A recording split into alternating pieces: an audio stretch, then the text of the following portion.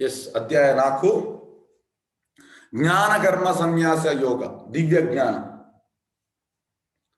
ಈಗ ಹೆಚ್ಚಿನವರಿಗೆ ಈ ಜ್ಞಾನದ ಬಗ್ಗೆ ಅಂದ್ರೆ ಶಾಲಾ ಕಾಲೇಜಲ್ಲಿ ನಾವು ಎಂತ ಹೇಳ್ತೇವೆ ಅದು ಜ್ಞಾನ ಅಂತ ಎಣಿಸಿದ್ದಾರೆ. ಅದು ಏನು ಪ್ರಯೋಜನ ಇಲ್ಲ. ಯಾಕಂದ್ರೆ ನಮಗೆ ಈ ಜನ್ಮ ಮೃತ್ಯು ಜರವ್ಯಾಧಿ ಸೈಕಲಿಂದ ಬಿಡುಗಡೆ ಕೊಡಲಿಕ್ಕೆ ಆಗುವುದಿಲ್ಲ. ಯಾಕಂದ್ರೆ ಮೊನ್ನೆ ಈ ಏಪ್ರಿಲ್ ತಿಂಗಳಲ್ಲಿ ಒಬ್ಬ ಅಮೆರಿಕದಲ್ಲಿ ತುಂಬ ಶ್ರೀಮಂತ ಮತ್ತೆ ತುಂಬ ಕಲ್ತಿದ್ದವ, PhD ಆಗಿತ್ತು. ಅವನಿಗೆ ಕೊರೋನಾ ಬಂತು. ಅದಕ್ಕಿಂತ ಮುಂಚೆ ಹೇಳಿದ, ನಾನು ತುಂಬ ಕಲ್ತಿದ್ದೇನೆ, ನನಗೆ ತುಂಬ ಹಣ ಉಂಟು ಅಂತ. ಆದರೆ ಏಪ್ರಿಲ್ ಅವನಿಗೆ ಕೊರೋನಾ ಬಂತು.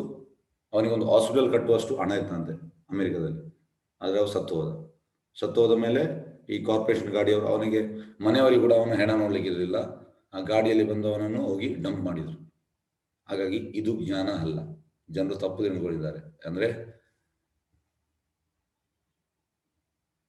ಇದನ್ನು ಜ್ಞಾನ ಅಂತ ತಿಳ್ಕೊಂಡಿದ್ದಾರೆ. ಇದು ಜ್ಞಾನ ಅಲ್ಲ. ಈ ಜ್ಞಾನದಿಂದ ನಿಮಗೆ ಜನ್ಮ ಮೃತ್ಯು ಜರ ವ್ಯಾಧಿಯನ್ನು ನಿಲ್ಲಿಸಲಿಕ್ಕೆ ಆಗುವುದು. ಇದು ಜಸ್ಟ್ ಕಲೆ ಅಂದ್ರೆ ಆರ್ಟ್. ನಿಮಗೆ ಒಂದು ನಿಮ್ಮ ಎಂತ ಹೇಳೋದು, ಉದ್ಯೋಗಕ್ಕೆ ಅನುಕೂಲ ಮಾಡುವ ಒಂದು ಸರ್ಟಿಫಿಕೇಟ್ ಅಷ್ಟೇ. ನಿಜವಾದ ಜ್ಞಾನ ಈ ಭಗವದ್ಗೀತೆಯಲ್ಲಿ ಉಂಟು. ಜ್ಞಾನ ಕರ್ಮ ಸನ್ಯಾಸ ಯೋಗ, ದಿವ್ಯ ಜ್ಞಾನ. ಈ ಗುರುವಂದನೆಯಲ್ಲಿ ಕೂಡ ಒಂದು ಪದ್ಯ ಉಂಟು, ದಿವ್ಯ ಜ್ಞಾನ ಹೃದಯ ಪ್ರಕಾಶಿತ. ದಿವ್ಯ ಜ್ಞಾನ ಹೃದಯದಲ್ಲಿ ಪ್ರಕಾಶಿತ ಆಗುವಾಗ ನಮ್ಗೆ ಆ ಕೃಷ್ಣನ ಸಂಬಂಧ ಗೊತ್ತಾಗ್ತದೆ. ಅಲ್ಲಿ ತನಕ ನಮ್ಗೆ ಗೊತ್ತಾಗುದಿಲ್ಲ.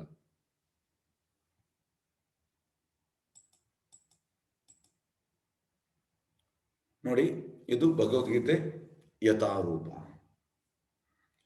Bhagavad Gita as it is. ಅಂದ್ರೆ ತುಂಬಾ ಎಡಿಷನ್ ಉಂಟು ಭಗವದ್ಗೀತೆದು. ನಾನು ನಿಮ್ಗೆ ಆಗ್ಲೂ ಕೂಡ ಹೇಳಿದ್ದೇನೆ, 600 ಎಡಿಷನ್ ಉಂಟು. ಅದರಲ್ಲಿ ಸ್ಟ್ರೈಟ್ ಆಗಿ ಹೇಳ್ತೇನೆ, ಯಾಕೆಂದ್ರೆ ಪ್ರಭುಪಾದ ಹೇಳಿದ್ದಾರೆ. ಪ್ರಭುಪಾದ ಹೇಳ್ತಾನೆ ರಿಪೀಟ್ ಮಾಡುವಂಥದ್ದು. 590 ಬೋಗಸ್. ಯಾಕೆ ಬೋಗಸ್ ಅಂದ್ರೆ ಅಲ್ಲಿ ಭಗವದ್ಗೀತಾ ಇದು ಯಥಾರೂಪ ಇಲ್ಲ, ಆಸ್ ಇಟ್ ಈಸ್ ಇಲ್ಲ. ಅವರ ಬಗ್ಗೆ ಕೊಟ್ಟಿದ್ದಾರೆ. ಪ್ರಭುಪಾದ ಹೇಳ್ತಾರೆ, ನಮ್ಮ ಬಗ್ಗೆ ನಾವು ಕೊಡ್ಲಿಕ್ಕೆ ಯಾರು, ನಾನು ಕೃಷ್ಣನ ಎದುರು ಧೂಳಿ ಕೂಡ ಸಮಾನ ಅಲ್ಲ. ಆದ್ರೆ ಹೆಚ್ಚಿನವರು ಭಾರತದಲ್ಲಂತೂ ಈ ಅಲ್ಲಿ ಗುರು ಈ ಭಗವದ್ಗೀತೆ ಬರೆದವರೆಲ್ಲ ಇದ್ದಾರೆ. ಲಾಸ್ಟ್ ಟೈಮ್ ನನಗೆ ತುಂಬಾ ಒಂದು ಬೇಸರ ಆಗಿದೆ. ಒಬ್ಬರು ನನಗೆ ಒಂದು ಮೀಟ್ ಆಗಿ ರಾಮಾಯಣದ ಬಗ್ಗೆ ಹೇಳಿದರು. ಅವರು ನನಗೆ ಹೇಳುವಂಥದ್ದು, ಸೀತೆ ನಮಗೆ ಮನುಷ್ಯೆ. ನಾ ಹೇಳಿದೆ, ನೀವು ಎಲ್ಲಿಂದ ಓದಿದ್ದು? ಅದಕ್ಕೆ ಅವ್ರು ಹೇಳಿದ್ರು, ಒಂದು ಹೀಗೆ ಸಂಸ್ಥೆಯಿಂದ ನಾನು ಪುಸ್ತಕ ತಗೊಂಡೆ, ರಾಮಾಯಣ ಓದಿದೆ. ಅಂದ್ರೆ ಅದು ತುಂಬಾ ಹೆಸರು ಪ್ರಸಿದ್ಧಿಯಾದ ಸಂಸ್ಥೆ. ಆದ್ರೆ ಅಲ್ಲಿ ನೋಡಿ, ಸೀತೆಯನ್ನು ನಮಗೆ ಮನುಷ್ಯ ಅಂತ ತಂದಿದ್ದಾರೆ. ಈ ರೀತಿ ತುಂಬಾ ಮಂದಿ ಉಂಟು, ತುಂಬಾ ಅಂದ್ರೆ ತುಂಬಾ. ಹಾಗಾಗಿ ದಯವಿಟ್ಟು ಸಂಪ್ರದಾಯ, ಇವತ್ತು ನಿಮಗೆ ತಿಳಿಸ್ತೇನೆ ಸಂಪ್ರದಾಯ ಅಂತ. ಹಾಗಾಗಿ ಸಂಪ್ರದಾಯದಲ್ಲಿ ಬಂದ ಪುಸ್ತಕವನ್ನು ತಗೊಂಡ್ರೆ ತುಂಬಾ ಸೂಕ್ತ. ಶ್ರೀ ಭಗವಾನ್ ವಾಚ ಇಮಂ ವಿವಸ್ವತೆ ಯೋಗಂ ಪ್ರೋಕ್ತವಾನ್ ಅಹಂ ಅವ್ಯಯಂ ವಿವಸ್ವಾನ್ ಮನವೇ ಪ್ರಾಹ ಮನೂರ್ ಇಕ್ಷ್ವಾಕು ಅಬ್ರವೀತ್. ದೇವೋತ್ತಮ ಪರಮಪುರುಷನಾದ ಶ್ರೀಕೃಷ್ಣನು ಹೇಳಿದನು, ನಾಶವಿಲ್ಲದ ಯೋಗ ವಿಜ್ಞಾನವನ್ನು ನಾನು ವಿವಸ್ವಾನ್ ಎಂದರೆ ಸೂರ್ಯನಿಗೆ ಹೇಳಿದನು.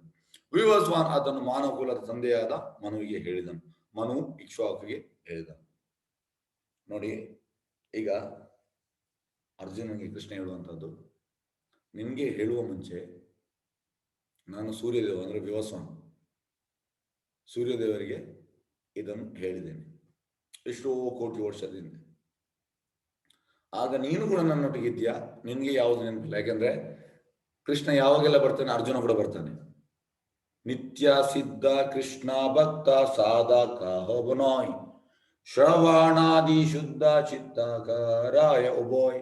ಅಂದ್ರೆ ನಿತ್ಯ ಸಿದ್ಧ ಅಂದ್ರೆ ಈಗ ಪ್ರಭುಪಾದ ನಿತ್ಯ ಸಿದ್ಧರು ಅಂದ್ರೆ ಅವರು ಗೋಲೋಕದ ವಾಸಿಗಳು. ಅವರು ಇಲ್ಲಿ ಬಂದದ್ದು ಅವ್ರು ತಪ್ಪು ಮಾಡಿದಾಗಲ್ಲ, ಕೃಷ್ಣ ಅವರನ್ನು ಕಳಿಸುವಂಥದ್ದು. ಅದೇ ರೀತಿ ಅರ್ಜುನ ಕೂಡ ನಿತ್ಯ ಸಿದ್ಧ, ನಾವು ನಿತ್ಯ ಬದ್ಧರು. ಅವರು ಕೃಷ್ಣನ ಯಾವಾಗೆಲ್ಲ ಕೃಷ್ಣ ಬರ್ತಾನೆ ಆಗ ಅರ್ಜುನ ಬರ್ತಾನೆ. ಆದ್ರೆ ಅರ್ಜುನಿಗೆ ಯಾವ್ದು ನೆನಪಿಲ್ಲ, ಕೃಷ್ಣನಿಗೆ ಎಲ್ಲವೂ ನೆನಪು. ಹಾಗಾಗಿ ಫಸ್ಟಿಗೆ ನಾನು ಇದನ್ನು ವಿವಸ್ವಾನಿಗೆ ಹೇಳಿದ್ದೇನೆ ಎಷ್ಟೋ ಕೋಟಿ ವರ್ಷದಿಂದ. ವಿವಸ್ವಾನ ಅದನ್ನು ಮನುವಿಗೆ, ಮಾನವ ಕುಲದ ಮನು, ಈಗ ವೈವಸ್ವತ ಮನು, ಹಾಗೆ ಬೇರೆ ಬೇರೆ ಮನುಗಳಿದ್ದಾರೆ, ಆ ಮನುಗೆ ಹೇಳಿದನು. ಮನು ಮತ್ತೆ ಇಕ್ಷ್ವಾಕು ರಾಜನಿಗೆ ಹೇಳಿದ್ದಾನೆ. ನೋಡಿ, ಕೃಷ್ಣನಿಂದ ವಿವಸ್ವಾನಿಂದ ಮನು, ಮನುವಿಂದ ಇಕ್ಷ್ವಾಕು ರಾಜ, ಈ ರೀತಿ ಬಂದಿದೆ.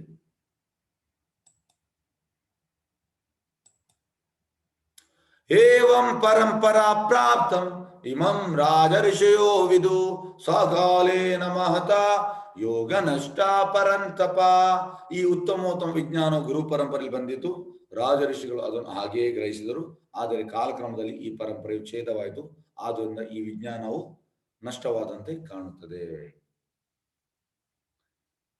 ಹೇಗೆ ಅಂದ್ರೆ ಗುರು ಪರಂಪರೆಯಲ್ಲಿ ಬರಬೇಕು. ಈಗ ನೋಡಿ, ನಾನು ಹೇಳಿದಲ್ಲ 590 ಎಡಿಷನ್, ಅವ್ರದ್ದು ಕೇಳಿ ಗುರು ಪರಂಪರೆ. ಅವ್ರು ಹೇಳ್ತಾರೆ ನಮ್ದು ಕೂಡ ಒಂದು ಗುರು ಪರಂಪರೆ ಉಂಟು. ಆದ್ರೆ ಗುರು ಪರಂಪರೆ ಅಂದ್ರೆ ಶಾಸ್ತ್ರದಲ್ಲಿ ಹೇಗುಂಟ ಅಂದ್ರೆ, ಈಗ ಗುರು ಹೇಳಿದ್ದು ಸಾಧುಗಳಂದ್ರೆ ಮಹಾಜನರು. ಶಾಸ್ತ್ರದಲ್ಲಿ ಭಾಗವತವನ್ನು ತುಂಬಾ ಸಾಧುಗಳಿದ್ದಾರೆ. ಸಾಧುಗಳು ಹೇಳುದು ಮತ್ತೆ ಶಾಸ್ತ್ರ ಹೇಳುದು ಮೂರು ಕೂಡ ಅಂದ್ರೆ ಕನೆಕ್ಟಿವಿಟಿ ಆಗ್ಬೇಕು, ಸೇಮ್ ಇರ್ಬೇಕು. ಆದ್ರೆ ತುಂಬಾ ಈ 590 ಈ ಸಂಸ್ಥೆಗಳ ಅವರದೇ ಗುರು ಇದ್ದಾರೆ. ಆದ್ರೆ ಅವರು ಸಾಧುಗಳನ್ನು ಫಾಲೋ ಮಾಡೋದಿಲ್ಲ, ಶಾಸ್ತ್ರ ಫಾಲೋ ಮಾಡೋದಿಲ್ಲ. ಆಗಿರಬಾರ್ದು.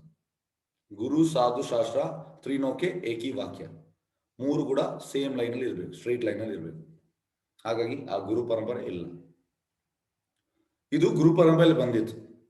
ರಾಜಋಷಿಗಳು ನೋಡಿ, ಇಂದಿನ ಕಾಲದ ಈಗ ವಿವಸ್ವಾನ್ ಮತ್ತೆ ಮನು, ಇಕ್ಷ್ವಾಕು ಮತ್ತೆ ಯುಧಿಷ್ಠಿರ ಮಹಾರಾಜ್, ಪರೀಕ್ಷಿತ್ ಮಹಾರಾಜ್, ಪ್ರಹ್ಲಾದ್ ಮಹಾರಾಜ್, ಇವರೆಲ್ಲ ರಾಜಋಷಿಗಳು. ಯಾಕೆ ಇವರು ರಾಜಋಷಿಗಳು? ಯಾಕೆಂದ್ರೆ ಕೃಷ್ಣ ಹೇಗೆ ಹೇಳಿದಾನೆ ಭಗವದ್ಗೀತೆಯಲ್ಲಿ ಅದನ್ನು ಫಾಲೋ ಮಾಡುವಂತವರು ರಾಜಋಷಿಗಳು. ಸೇಮ್ ಹಾಗೆ ರಾಜರು ಮತ್ತೆ ರಾಜಋಷಿಗಳು ಯಾಕೆ ಹೇಳುದಂದ್ರೆ, ನೋಡಿ ಇಂದಿನ ಕಾಲದಲ್ಲಿ ರಾಜರುಗಳು ಅವ ಶುದ್ಧ ಭಕ್ತನಾಗಿರ್ಬೋದು, ಆದರೆ ಅವನು ಡಿಸಿಷನ್ ತಗೊಳ್ಳೋದಿಲ್ಲ. ಅವನ ಈ ಎಂತ ಹೇಳುದು, ಅವನ ಆಸ್ಥಾನದಲ್ಲಿ ಕಿಂಗ್ಡಮ್ ಅಲ್ಲಿ ವೈಷ್ಣವರು, ಪರಮಹಂಸರು, ಬ್ರಾಹ್ಮಣರು, ಯಾರು ಹುಟ್ಟಿನಿಂದಲ್ಲ, ಏನಂದ್ರೆ ಯಾರಿಗೆ ಸಂಸ್ಕಾರದಿಂದ, ಇವರ ಮಾರ್ಗದರ್ಶನ ಪಡೆದು ಮತ್ತೆ ರಾಜ್ಯವನ್ನು ಮಾಡುವಂಥದ್ದು. ಅವ್ರು ಎಂತ ಹೇಳ್ತಿದ್ದಾರೆ ಅದನ್ನು ಕೇಳುವಂಥದ್ದು. ಹಾಗಾಗಿ ಅದಕ್ಕೆ ಅವರಿಗೆ ರಾಜಋಷಿಗಳು ಅಂತ ಹೇಳುವಂಥದ್ದು. ಸುಮ್ಮನೆ ರಾಜಋಷಿ ಅಂತ ಹೇಳಲಿಕ್ಕಿಲ್ಲ. ಅವನೇ ಪ್ರಭುಪಾದ ಹೇಳ್ತಾರೆ, first you deserve then you desire. ನಮ್ಗೆ ಫಸ್ಟಿಗೆ ಅರ್ಹತೆ ಇರಬೇಕು, ಮತ್ತೆ ನಾವು ಇಚ್ಛಿಸ್ಬೇಕು. ಈಗ ಎಂತ ಆಗ್ತದೆ, ನಮ್ಗೆ ಅರ್ಹತೆ ಇಲ್ಲ, ನಾವು ಇಚ್ಛಿಸುವಂಥದ್ದು. ಇದಕ್ಕೆ ಒಂದು ಸಣ್ಣ ಉದಾಹರಣೆ ಎಂತ ಅಂದ್ರೆ, ಮೊನ್ನೆ ಒಬ್ಬ ಇಲ್ಲಿ ಹೊಸ ಸ್ಟೂಡೆಂಟ್ ಅವೊಂದು 10 ಕಟ್ಔಟ್ ಮತ್ತೆ ಒಂದು ಇಂಟರ್ವ್ಯೂ ಎಂತಂದ್ರೆ, ನಾನು ನೆಕ್ಸ್ಟ್ MP ಆಗ್ತೇನೆ ಅಂತ. ಮೊನ್ನೆ ಸೇರಿದ 2 ತಿಂಗಳಾಯ್ತು ಸೇರಿ ಪೊಲಿಟಿಕ್ಸ್ಗೆ, MP. ಹಾಗಾಗಿ ಜನರಿಗೆ ಅರ್ಹತೆ ಇಲ್ಲ, ಆದ್ರೂ ಕೂಡ ಇಚ್ಛೆ ಇರುವಂಥದ್ದು. ಇದು ದೊಡ್ಡ ಒಂದು ಸಮಸ್ಯೆ. ಆದ್ರೆ ಹಿಂದಿನ ಕಾಲದಲ್ಲಿ ಹಾಗೆಲ್ಲ, ಅವರಿಗೆ ಅರ್ಹತೆ ಇತ್ತು. ಅರ್ಹತೆ ಬೇಕು ನಮ್ಗೆ. ಅರ್ಹತೆ ಇಲ್ಲದೆ ನಾವು ಸುಮ್ಮನೆ ನಾನು ಅದಾಗ್ತೇನೆ, ಇದು ಸರಿಯಲ್ಲ. ಹಾಗಾಗಿ ರಾಜೇಶ್ವರ ಅದನ್ನು ಹಾಗೆ ಗ್ರಹಿಸಿದರು. ಆದ್ರೆ ಕಾಲಕ್ರಮದಲ್ಲಿ ಈ ಪರಂಪರೆ ಛೇದವಾಯಿತು. ಕಾಲಕ್ರಮದಲ್ಲಿ ಇದು ಪರಂಪರೆ ಛೇದವಾಯಿತು, ಕಟ್ಟಾಯಿತು. ಆದ್ರೆ ಈ ವಿಜ್ಞಾನವು ನಷ್ಟವಾದಂತೆ ಕಾಣುತ್ತದೆ. ಈಗ ನೋಡಿ, ಈ ಗುರು ಪರಂಪರೆಗೆ ಬರುವ 4 ಪರಂಪರೆ ಉಂಟು. ಈ 4 ಪರಂಪರೆಯನ್ನು ನೀವು ತಗೊಂಡ್ರೆ ಅದು ಅಥೆಂಟಿಕ್. ಈ 4 ಪರಂಪರೆ ಬಿಟ್ಟು ನೀವು ತಗೊಂಡ್ರೆ ಅದು ಅಥೆಂಟಿಕ್ ಅಲ್ಲ. ಫಸ್ಟ್ ಇದು ಬ್ರಹ್ಮ ಮಧ್ವ ಪರಂಪರೆ. ಇದರಲ್ಲಿ ಬ್ರಹ್ಮ ಮಧ್ವ ಅಂದ್ರೆ ಮಧ್ವಾಚಾರ್ಯರು. ನಿಮ್ಗೆ ಗೊತ್ತಿರ್ಬೋದು, ಉಡುಪಿ ಅಂತ ಈ ಮಂಗಳೂರಿಂದ 60 ಕಿಲೋಮೀಟರ್ ಅಲ್ಲಿ ಉಡುಪಿಯಲ್ಲಿ ಪಾಜಕ ಕ್ಷೇತ್ರ ಅಂದ್ರೆ ಮಧ್ವಾಚಾರ್ಯ ಬರ್ತ್ ಪ್ಲೇಸ್. ಹಾಗಾಗಿ ಮಧ್ವಾಚಾರ್ಯರು ಅಥೆಂಟಿಕ್, ಅವರು ಆಚಾರ್ಯರು. ಈಗ ನಮ್ದು ಇಸ್ಕಾನ್ ಬ್ರಹ್ಮ ಮಧ್ವ ಪರಂಪರೆಯಲ್ಲಿ ಬರ್ತದೆ. ಈ ಫಸ್ಟ್ ಇದು. ಸೆಕೆಂಡ್ ಇದು ಶ್ರೀಲಕ್ಷ್ಮಿ ಪರಂಪರೆ. ಶ್ರೀಲಕ್ಷ್ಮಿ ಪರಂಪರೆಯಲ್ಲಿ ರಾಮಾನುಜಾಚಾರ್ಯರು. ಈಗ ತಿರುಪತಿ, ಶ್ರೀರಂಗಂ, ಕಾಂಚೀಪುರಂ ರಾಮಾನುಜಾಚಾರ್ಯರು ಅವರ ಈ ಅಂದ್ರೆ ಆಲ್ಮೋಸ್ಟ್ ತಮಿಳುನಾಡಲ್ಲಿ ಜಾಸ್ತಿ ಕಡೆ ಉಂಟು. ಹಾಗಾಗಿ ಅವರು ಅಥೆಂಟಿಕ್ ಲಕ್ಷ್ಮಿ ಪರಂಪರೆ. ಮತ್ತೆ ಮೂರನೇದು ರುದ್ರ. ಇಲ್ಲಿ ನೋಡಿ ಹೆಚ್ಚಿನವರು ಸ್ವಲ್ಪ ಜಾರಿ ಬೀಳ್ತಾರೆ. ಹೆಚ್ಚಿನವರು, ನಾನು ಕೂಡ ಲಾಸ್ಟ್ ಟೈಮ್ ಒಬ್ರು ನನಗೆ ಸಿಕ್ಕಿದ್ರು. ಅದು ಸಿಗುವಾಗ ನಾನು ಕೇಳಿದೆ, ಅವರು ಹೇಳಿದ್ರು ನಾನು ಕೂಡ ಆಧ್ಯಾತ್ಮಿಕದಲ್ಲಿದ್ದೆ. ನಾನು ಕೇಳಿದೆ ಯಾವುದ್ರಲ್ಲಿ ಅಂತ. ಅದಕ್ಕೆ ನಾನು ಅಂತ ಹೇಳಿದ್ರು. ಫಸ್ಟಿಗೆ ಸ್ವಲ್ಪ ಇದು ಅವ್ರದ್ದು ಎಂತ ಹೇಳ್ತು, ಬೆಬ್ಬೆ ಆಯ್ತು. ಮತ್ತೆ ಹೇಳಿದ್ರು ನಾನು ನಾಳೆ ನಿಮ್ಗೆ ತಿಳಿಸ್ತೇನೆ ಅಂತ. ಮತ್ತೆ ನನಗೆ ಒಂದು ಫೋಟೋ ತೆಗೆದು ಕಳಿಸು, ನಾವು ಕೂಡ ರುದ್ರ ಪರಂಪರೆ. ನಾ ಹೇಳಿದೆ ರುದ್ರ ಪರಂಪರೆ ಅಂದ್ರೆ ವಿಷ್ಣು ಸ್ವಾಮಿ, ಈ ಗುಜರಾತ್ ಅಲ್ಲಿ ವಿಷ್ಣು ಸ್ವಾಮಿ ಅವರನ್ನು ಫಾಲೋ ಮಾಡ್ತಾ ಇರ್ಬೇಕು ನಾವು. ರುದ್ರ ಅಂದ್ರೆ ತುಂಬಾ ಮಂದಿ ಹೇಳ್ತಾರೆ ಭಾರತದಲ್ಲಿ ನಾನು ಕೂಡ ರುದ್ರ ಪರಂಪರೆ ಅಲ್ಲ, ರುದ್ರ ಪರಂಪರೆ ಅಂದ್ರೆ ವಿಷ್ಣು ಸ್ವಾಮಿ ಅವ್ರ ಆಚಾರ್ಯ. ವಿಷ್ಣು ಸ್ವಾಮಿಯನ್ನು ಅವ್ರು ಫಾಲೋ ಮಾಡ್ತಾರ? ಇಲ್ಲ. ಹಾಗಾಗಿ ಈ ರುದ್ರ ಪರಂಪರೆ. ನಾಲ್ಕನೇದು 4 ಕುಮಾರರು. 4 ಕುಮಾರ ಅಂದ್ರೆ ಸನಾತನ ಸನಂದ ಸನತ್ ಕುಮಾರ್. ಈ ಪರಂಪರೆ ಬರುವಂಥದ್ದು ನಿಂಬಾರ್ಕ ಆಚಾರ್ಯ. ಹಾಗಾಗಿ ಈ 4 ಸಂಪ್ರದಾಯ ಮತ್ತೆ ಈ ಆಚಾರ್ಯರು ಇದು ಅಥೆಂಟಿಕ್. ಇಲ್ಲಿಂದ ನೀವು ಪುಸ್ತಕ ತಗೊಂಡು ಓದಿದ್ರೆ ಅದು ಅಥೆಂಟಿಕ್, ಇಲ್ಲದಿದ್ರೆ ಶ್ರಮ ಏವೈ ಕೇವಲಂ, ಸಿಂಪ್ಲಿ ವೇಸ್ಟ್ ಆಫ್ ಟೈಮ್. ದಯವಿಟ್ಟು ಹೇಳ್ತಾ ಇದ್ದೇನೆ, ಯಾಕೆಂದ್ರೆ ತುಂಬಾ ಸಂಸ್ಥೆಗಳುಂಟು, ಅದಕ್ಕೆ ಸರಿಯಾದ ಸಂಪ್ರದಾಯ ಇಲ್ಲ. ಸಂಪ್ರದಾಯ ಇಲ್ಲದನ್ನು, ಯಾಕೆಂದ್ರೆ ಇಲ್ಲಿ ನೋಡಿ ಇವರೆಲ್ಲರೂ ಅವರ ಓನ್ ಹೇಳುವುದಲ್ಲ. ಈಗ ಮಧ್ವಾಚಾರ್ಯರು ಬ್ರಹ್ಮ ಹೇಳಿದ ಹಾಗೆ, ರಾಮಾನುಜಾಚಾರ್ಯರು ಲಕ್ಷ್ಮಿ ಹೇಳಿದ ಹಾಗೆ, ವಿಷ್ಣು ಸ್ವಾಮಿ ಶಿವ ಹೇಳಿದ ಹಾಗೆ, ಈ ನಿಂಬಾರ್ಕಾಚಾರ್ಯ ಕುಮಾರ್ ಹೇಳಿದ ಹಾಗೆ, ಮತ್ತೆ ಇವರು ಕೃಷ್ಣ ಹೇಳಿದ ಹಾಗೆ. ಹಾಗಾಗಿ ಚೇಂಜ್ ಆಗುವುದಿಲ್ಲ. ಇದಕ್ಕೆ ಹೇಳುವಂತದ್ದು ಡಿಸೆಂಡಿಂಗ್ ಆರ್ಡರ್ ಅಂದ್ರೆ ಅವರ ಗುರು ಅಂತ ಹೇಳಿದ್ದಾರೆ, ಅವರ ಗುರು ಈ ರೀತಿ ಲಾಸ್ಟ್ ಫೈನಲ್ ಆಗಿ ಬರುವಂತದ್ದು ನೋಡಿ ಇಲ್ಲಿ ಕೃಷ್ಣನಿಂದ ಬ್ರಹ್ಮ, ಬ್ರಹ್ಮನಿಂದ ನಾರದ, ಮತ್ತೆ ಈಗ ಸಂಪ್ರದಾಯ ಬರ್ತಾರೆ. ಹಾಗಾಗಿ ದಯವಿಟ್ಟು ಇದನ್ನು ಫಾಲೋ ಮಾಡಿ. ಇದು ಫಾಲೋ ಮಾಡಿದ್ರೆ ಪ್ರಭುಪಾದ ಹೇಳ್ತಾರೆ ಸ್ಪಿರಿಚುವಲ್ ಸುಸೈಡ್, ಆಧ್ಯಾತ್ಮಿಕ ಆತ್ಮಹತ್ಯೆ. ಒಂದು ವೇಳೆ ನಾವು ಸಂಪ್ರದಾಯ ತಗೊಂಡಿದ್ರೆ ನಾವು ಹೇಳ್ಬೋದು ನಾನು ಕೂಡ ಓದ್ತಾ ಇದ್ದೇನೆ, ಒಂದು ಫಾಲೋ ಮಾಡ್ತಿದ್ದೇನೆ. ಇಲ್ಲ, ಆಧ್ಯಾತ್ಮಿಕ ಆತ್ಮಹತ್ಯೆ, ಸ್ಪಿರಿಚುವಲ್ ಸುಸೈಡ್. ಸ್ಪಿರಿಚುವಲ್ ಆಧ್ಯಾತ್ಮಿಕ ಹೆಸರಲ್ಲಿ ನಾವು ಹೋಗಿದ್ದೇವೆ, ಆದ್ರೆ ಅದು ಆತ್ಮಹತ್ಯೆ. ಯಾಕಂದ್ರೆ ಸಂಪ್ರದಾಯ ಇಲ್ಲ, ಅವರವರ ಅಭಿಪ್ರಾಯ ಕೊಡ್ತಾರೆ. ಮತ್ತೆ ಹೇಗೆ ನೀವು ನನ್ನ ಸಮಕಾಲೀನರು? ಅದೇ ಕೃಷ್ಣ ಹೇಳುವಂತದ್ದು, ನೀನು ಕೂಡ ಇದ್ದೀಯಾ ಅಲ್ಲಿ, ಆದ್ರೆ ನಿನ್ಗೆ ಎಲ್ಲವೂ ಮರ್ತು ಹೋಗಿದೆ. ಈ ವ್ಯವಸ್ಥಾನಿಗೆ ನಾನು ಹೇಳುವಾಗ ನೀನು ಕೂಡ ಅಲ್ಲಿ ಇದ್ದೀಯಾ, ಆದ್ರೆ ನಿನ್ಗೆ ನೆನಪಿಲ್ಲ, ನನ್ಗೆಲ್ಲವೂ ನೆನಪು ಉಂಟು.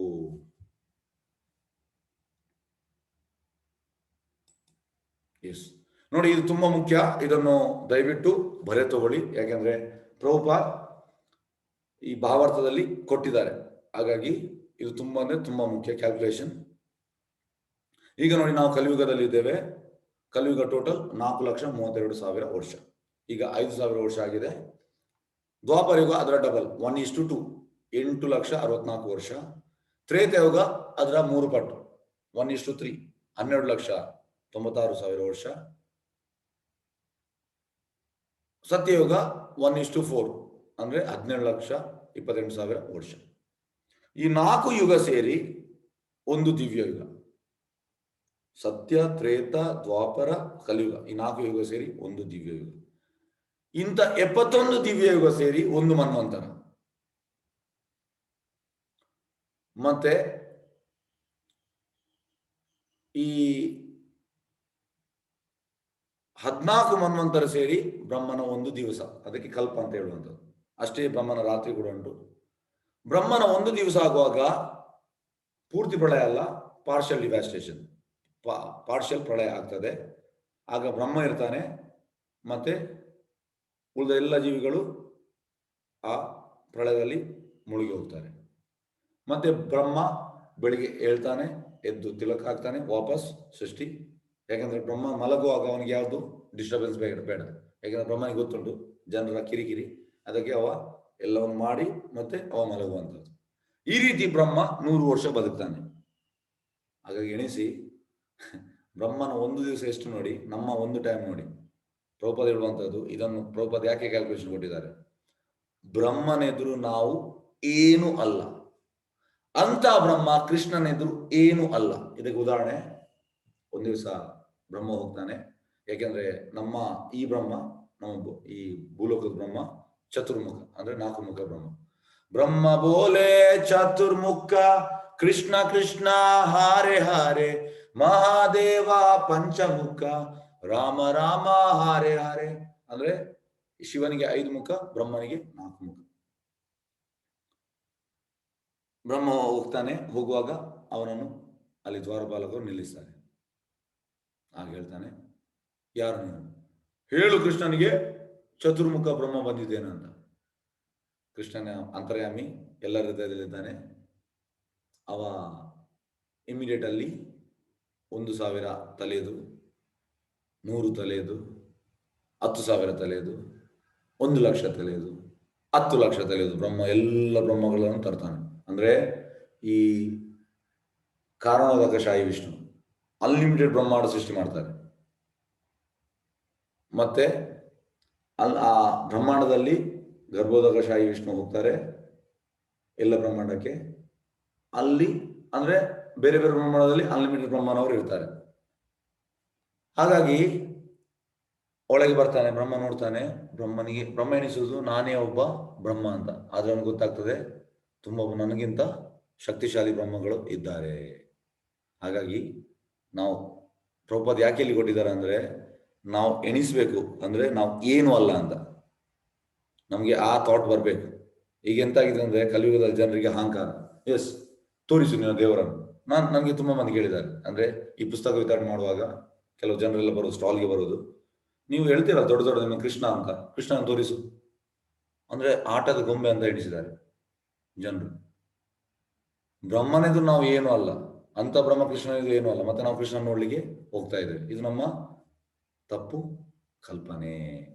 ಅದಕ್ಕೋಸ್ಕರ ಇಲ್ಲಿ ಕ್ಯಾಲ್ಕುಲೇಷನ್ ಕೊಟ್ಟಿದ್ದಾರೆ ಪ್ರಭುಪಾದ್. ಎಸ್, ಈಗ ನಾವು ಬ್ರಹ್ಮನ ಜೀವನ ಕ್ಯಾಲ್ಕುಲೇಟ್ ಮಾಡುವ. ಎಸ್ ನೋಡಿ, ಬ್ರಹ್ಮಂದು ಈಗ 50 ವರ್ಷ ಆಗಿದ್ರೆ ಅವನ ಕ್ಯಾಲ್ಕುಲೇಷನ್, ನಮ್ಮ ಕ್ಯಾಲ್ಕುಲೇಷನ್ ಅಲ್ಲ. ಟೋಟಲ್ ಅದೇ 4,32,000 ಇಂಟು 10 ಅಂದ್ರೆ 1:2:3:4 into 1000 into 2 into 360 into 50, total 155 trillion years. 6 ಮನ್ವಂತರ ಆಗಿದೆ. ಅಂದ್ರೆ ಟೋಟಲ್ 14 ಮನ್ವಂತರ ಉಂಟು ಬ್ರಹ್ಮನ 100 ದಿವಸದಲ್ಲಿ. ಸಾರಿ, ಬ್ರಹ್ಮನ 100 ವರ್ಷದಲ್ಲಿ. Yes, 6 into 4,32,000 into 10 into 1000 into 14, total ಅಲ್ಲ, ಬ್ರಹ್ಮನ ಒಂದು ದಿವಸದಲ್ಲಿ 14 ಮನ್ವಂತರ ಉಂಟು. ಹಾಗಾಗಿ ಈಗ 6 ಮನ್ವಂತರ ಆಗಿದೆ. 1,851 million years. 27 cycle into 4, 27 into ಅಂದ್ರೆ ಕಲಿಯುಗ, ಅದು 4,32,000 into 10, 1:2:3:4, total 116 million years. 1 million ಅಂದ್ರೆ 10 ಲಕ್ಷ. ಸತ್ಯ, ತ್ರೇತ ಮತ್ತು ದ್ವಾಪರ 9 ಅಂದ್ರೆ ಕಲಿಯುಗ ಆಗ್ಲಿಲ್ಲ, ಇಂಟು 4,32,000, ಟೋಟಲ್ 3.88 ಮಿಲಿಯನ್ ಇಯರ್ಸ್. 3.88 ಅಂದ್ರೆ ಆಲ್ಮೋಸ್ಟ್ ನೀವು 4 ತರಬಹುದು. 4 ಅಂದ್ರೆ 40 ಲಕ್ಷ ವರ್ಷ. ಕಲಿಯುಗ ಸ್ಟಾರ್ಟ್ ಆಗಿ 5,121 ಅಂದ್ರೆ ಪರೀಕ್ಷಿತ್ ಮಹಾರಾಜ್ ಅವ್ರು ಯಾವಾಗ ಸಾಯ್ತಾರೆ ಅಲ್ಲಿಂದ ಕಲಿಯುಗ ಸ್ಟಾರ್ಟ್. ಹಾಗಾಗಿ ಅದು 5,000 ವರ್ಷ. ಬ್ರಹ್ಮನ ಜೀವನ ನೋಡುವ ಎಷ್ಟಂತ, 155 ಟ್ರಿಲಿಯನ್ ಇಯರ್ಸ್. ಹಾಗಾಗಿ ನಾವು ಎಣಿಸುವ ಬ್ರಹ್ಮನದು ನಾವು ಏನು ಅಲ್ಲ.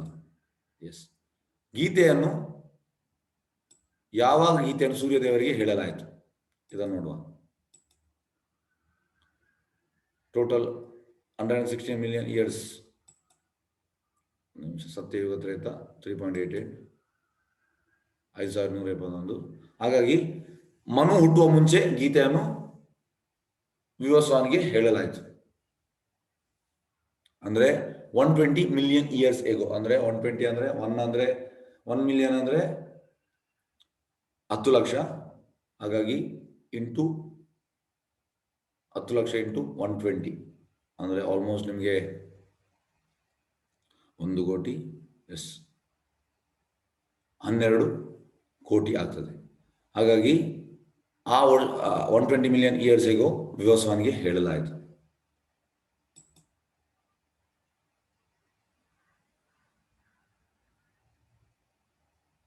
S, okay. ಈ ಭೂಮಿಯ ಮೇಲೆ ಬಂದಾಗ, ಗೀತೆಯ ಭೂಮಿಯ ಮೇಲೆ ಬಂದಾಗ, ಗೀತೆ ಚರಿತ್ರೆಯನ್ನು ಮಹಾಭಾರತದ ಶಾಂತಿ ಪರ್ವ 348.51-52 ನಾವು ಹೀಗೆ ಗುರುತಿಸಬಹುದು. ತ್ರೇತಾಯುಗದೌ ಚ ತಥೋ ವಿವಸ್ವಾನಿರ್ದೌ ಮನುಷ್ಯಲೋಕ ಪ್ರತ್ಯರ್ಥಂ ಸುತಾ ಏಕ್ಷವೇ ದದೌ ಇಕ್ಷ್ವಾಕುನ ಚ ಕಥಿತೋ ವ್ಯಾಪಲೋಕಾನ್ ವ್ಯವಸ್ಥಿತ ಪರಮಪ್ರಭುವಿನೊಂದಿಗೆ ಸಂಬಂಧಿಸಿದ ಈ ಶಾಸ್ತ್ರವನ್ನು ವಿವಸ್ವಾನ ಮನುವಿಗೆ ತ್ರೇತಾಯುಗದ ಪ್ರಾರಂಭದಲ್ಲಿ ಉಪದೇಶಿಸಿದ. ಅಂದ್ರೆ ತ್ರೇತಾಯುಗ ಸ್ಟಾರ್ಟ್ ಆಗುವ ಇದನ್ನು ಉಪದೇಶಿಸಿದ. ಮಾನವ ಕುಲದ ತಂದೆಯಾದ ಮನು ಅದನ್ನು ತನ್ನ ಮಗ ಇಕ್ಷ್ವಾಕು ಮಹಾರಾಜನಿಗೆ ಹೇಳಿಕೊಟ್ಟ. ಇಕ್ಷ್ವಾಕು ಭೂ ಗ್ರಹದ ರಾಜ ಮತ್ತು ರಘುವಂಶದ ಮೂಲ ಪುರುಷ. ಶ್ರೀರಾಮಚಂದ್ರನು ಈ ರಘುವಂಶದಲ್ಲಿ ಅವತರಿಸ, ಅಂದ್ರೆ ರಾಮದೇವರು ಈ ವಂಶದಲ್ಲಿ ಅವತರಿಸಿದ. ಆದ್ರಿಂದ ಭಗವದ್ಗೀತೆಯು ಇಕ್ಷ್ವಾಕು ಮಹಾರಾಜನ ಕಾಲದಿಂದ ಮಾನವ ಕುಲದಲ್ಲಿ ಉಳಿದು ಬಂದಿದೆ.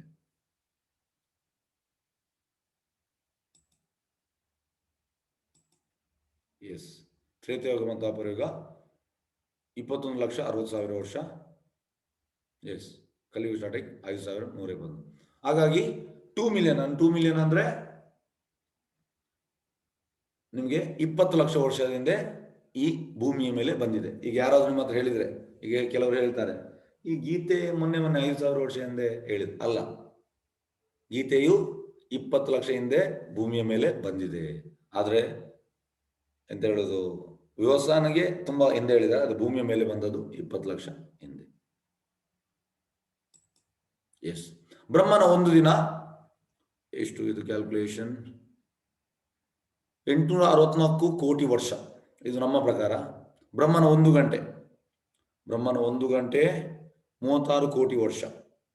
ಬ್ರಹ್ಮನ 1 ನಿಮಿಷ 60 ಲಕ್ಷ ವರ್ಷ. ಬ್ರಹ್ಮನ 1 ಸೆಕೆಂಡ್ 1 ಲಕ್ಷ ವರ್ಷ. ನೋಡಿ, ಎಣಿಸಿ, ನಾವು ಬದುಕುವಂಥದ್ದು 100 ವರ್ಷ ಮ್ಯಾಕ್ಸಿಮಮ್. ಹಾಗಾಗಿ ಬ್ರಹ್ಮನ 1 ಸೆಕೆಂಡ್ 1 ಲಕ್ಷ ವರ್ಷ. ಹಾಗಾಗಿ ಬ್ರಹ್ಮನ ಎದುರು ನಾವು ಏನೂ ಅಲ್ಲ, ಅಂತ ಬ್ರಹ್ಮ ಕೃಷ್ಣನ ಎದುರು ಏನೂ ಅಲ್ಲ. ಹಾಗಾಗಿ ಈ ಮೈಂಡ್ ಸೆಟ್ ಇಂದ ನಾವು ಭಗವದ್ಗೀತೆ ಓದಿದ್ರೆ ನಮಗೆ ಅರ್ಥ ಆಗುವುದು ಹೊರತು ಇಲ್ಲ. ಅದಕ್ಕೆ ಪ್ರಭುಪಾದ ಇದನ್ನು ಇಲ್ಲಿ ಕೊಟ್ಟಿದ್ದಾರೆ ಕ್ಯಾಲ್ಕುಲೇಷನ್.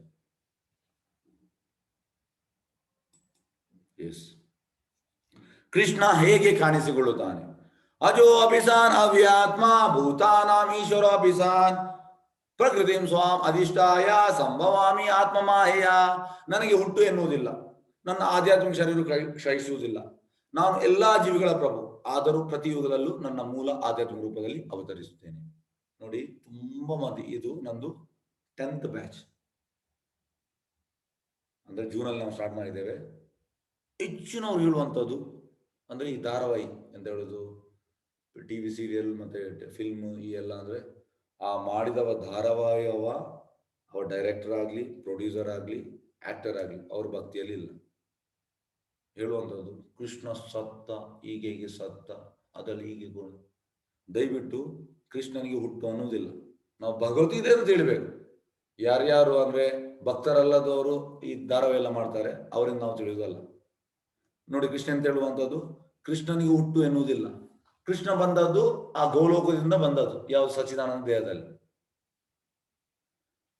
ಕೃಷ್ಣನ ಆಧ್ಯಾತ್ಮಿಕ ಶರೀರ ಹೇಗೆಂದ್ರೆ ನಮ್ಮ ಶರೀರ, ಈಗ ನಾವು ಈ ಕೈ ಕಟ್ ಮಾಡಿದ್ರೆ ಇಲ್ಲಿ ರಕ್ತ ಬರ್ತದೆ, ಅಂದ್ರೆ ಆಧ್ಯಾತ್ಮಿಕ ಶರೀರಕ್ಕೆ ರಕ್ತ ಬರುವುದಿಲ್ಲ. ಅದು ಟೋಟಲಿ ಸನಾತನ, ಇಟರ್ನಲ್. ಅದು ನಾನು ಎಲ್ಲಾ ಜೀವಿಗಳ ಪ್ರಭು, ಆದರೂ ಪ್ರತಿಯುಗದಲ್ಲೂ ನನ್ನ ಮೂಲ ಆಧ್ಯಾತ್ಮಿಕ ರೂಪದಲ್ಲಿ ಅವತರಿಸ, ಅಂದ್ರೆ ಕೃಷ್ಣ ಬಂದದ್ದು ಆಧ್ಯಾತ್ಮಿಕ ರೂಪದಲ್ಲಿ. ನೋಡಿ ಹೇಗೆ ಅಂದ್ರೆ ಈ ಭಾಗವತಮಲ್ಲಿ 10ನೇ ಸ್ಕಂದದಲ್ಲಿ ಉಂಟು, ಕೃಷ್ಣ ಬಂದದ್ದು ವಸುದೇವನ ಹೃದಯದಿಂದ ದೇವಕಿಯ ಹೃದಯಕ್ಕೆ ಬಂದು, ಮತ್ತೆ ದೇವಕಿಯ ಗರ್ಭಕ್ಕೆ ಬಂದು, ಮತ್ತೆ ಹುಟ್ಟಿದ್ದು ಶಂಖಚಕ್ರ ಗದಾಪದ್ಮ ಈ ಫಾರ್ಮ್ ಅಲ್ಲಿ ಹುಟ್ಟಿದ್ದು. ನಮ್ಮಾಗೆ ಸಣ್ಣ ಮಗುವಾಗಿ ಹುಟ್ಟಿದಲ್ಲ. ಮತ್ತೆ ದೇವಕಿ ಮತ್ತೆ ವಸುದೇವ ಹೇಳುವಂತದ್ದು, ಕೃಷ್ಣ ಈ ರೀತಿ ಬಂದ್ರೆ ಜನರೆಲ್ಲ ತಪ್ಪು ಅರ್ಥ ಮಾಡ್ತಾರೆ, ಹಾಗಾಗಿ ನೀನು ಮಗುವಾಗಿ ಹುಟ್ಟು ಅಂತ. ಮತ್ತೆ ಅವ ಇಮಿಡಿಯೇಟ್ ಮಗು ಆದದ್ದು. ಹಾಗಾಗಿ ನಮ್ಮ ರೀತಿಯ ಜನನ ಅಲ್ಲ. ದಯವಿಟ್ಟು ನಾವು ಇದನ್ನು ತಿಳ್ಕೊಳ್ಬೇಕು.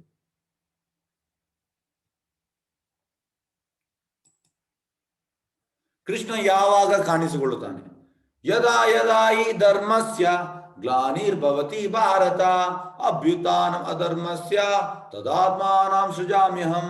ಭರತವಂಶಜನಾದ ಅರ್ಜುನನೇ ಯಾವಾಗ ಎಲ್ಲೆಲ್ಲಿ ಧರ್ಮದ ಅವನತಿಯಾಗುತ್ತದೋ ಮತ್ತು ಅಧರ್ಮ ಹೆಚ್ಚುತ್ತದೋ ಆಗ ಸ್ವಯಂ ಅವತಾರ ಮಾಡುತ್ತೇನೆ. ನೋಡಿ, ಇಲ್ಲಿ ಇದು ಕಂಸ, ಇದು ವಸುದೇವ ಮತ್ತೆ ದೇವಕಿ. ದೇವಕಿ ಕಂಸನ ತಂಗಿ. ಕಂಸ ದೇವಕಿ ಮತ್ತೆ ವಸುದೇವ ಕೊಂಡೋಗುವಾಗ ಇಮಿಡಿಯೇಟ್ ಅಲ್ಲಿ ಮೇಲೆ ಆಕಾಶದಿಂದ ಒಂದು ವಾಣಿ ಬರ್ತದೆ, ಏ ಕಂಸ, ನೀನೆಷ್ಟು ಮೂರ್ಖ, ನಿನ್ನ ತಂಗಿ ದೇವಕಿಯ 8ನೇ ಮಗು ನಿನ್ನನ್ನು ಕೊಲ್ತದೆ.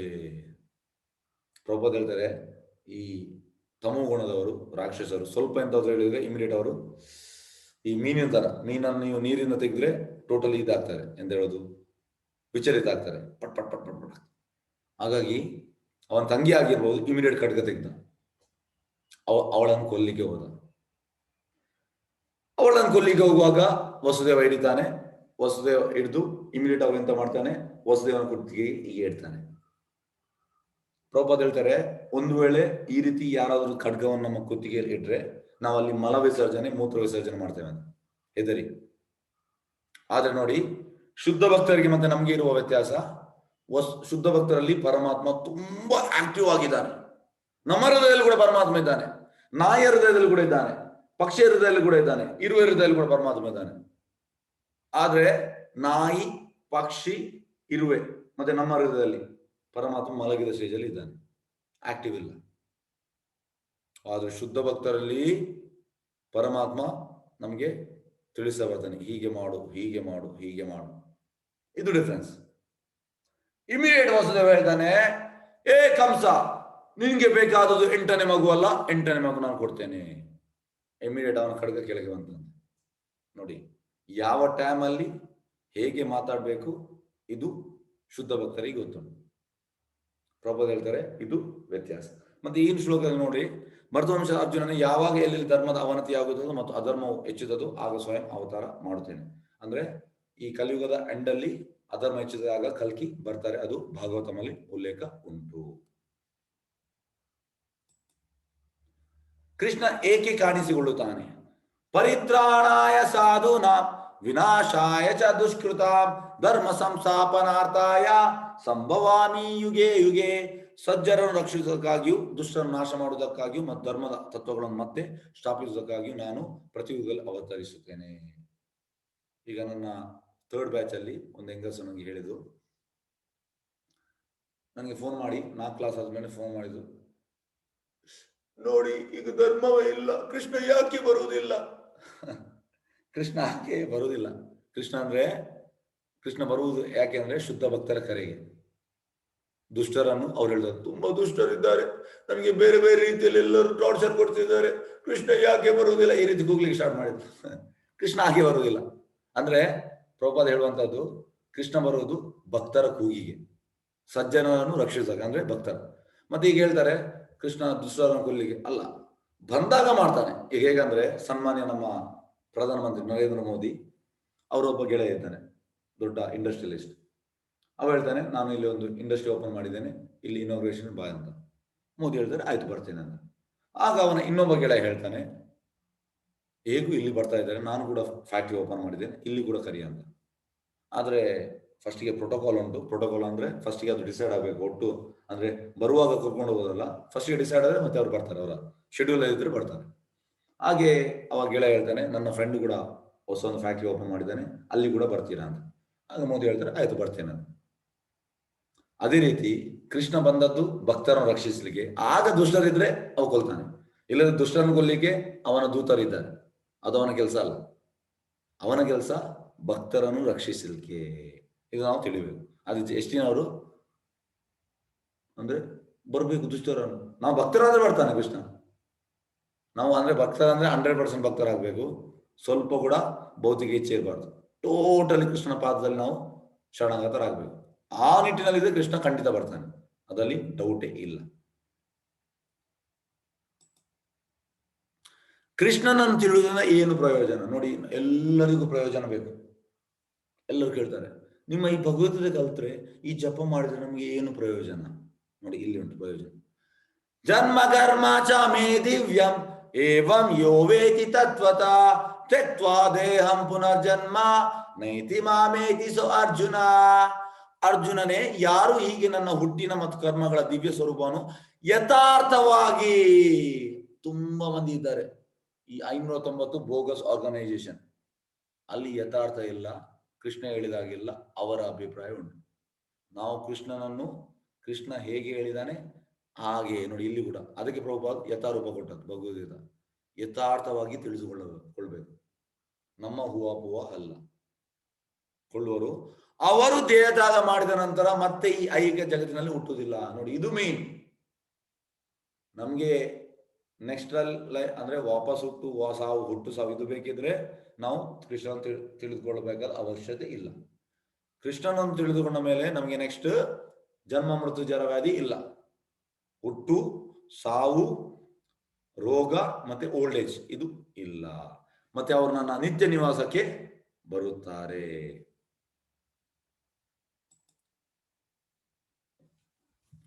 ಎಸ್, ಯಾರಾದರೂ ಕೃಷ್ಣನನ್ನು ತಿಳಿದಿದ್ದಾರಾ?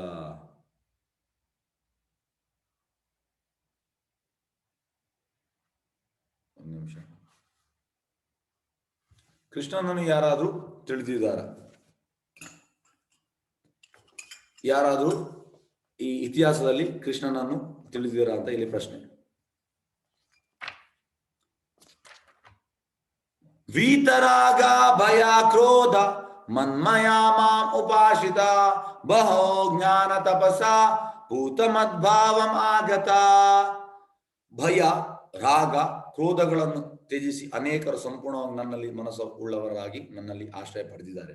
ನನ್ನ ಜ್ಞಾನದಿಂದ ಪರಿಶುದ್ಧರಾಗಿದ್ದಾರೆ. ಈಗ ಅವರು ನನ್ನಲ್ಲಿ ದಿವ್ಯ ಪ್ರೇಮವನ್ನು ಪಡೆದಿದ್ದಾರೆ. ಅಂದ್ರೆ ಈ ಮೂರನ್ನು ಬಿಟ್ಟು ಟೋಟಲ್ ಕೃಷ್ಣ ಸಮಾಧಿಯಲ್ಲಿ ಹೋಗಬಹುದು. ಯಾವುದೆಲ್ಲ ಮೂರು? ಫಸ್ಟಿಗೆ ಭಯ ಅಂದ್ರೆ ನೋಡಿ, ನಮ್ಗೆಲ್ಲರಿಗೂ ಈಗ ಸಾವಿನ ಭಯ ಉಂಟು.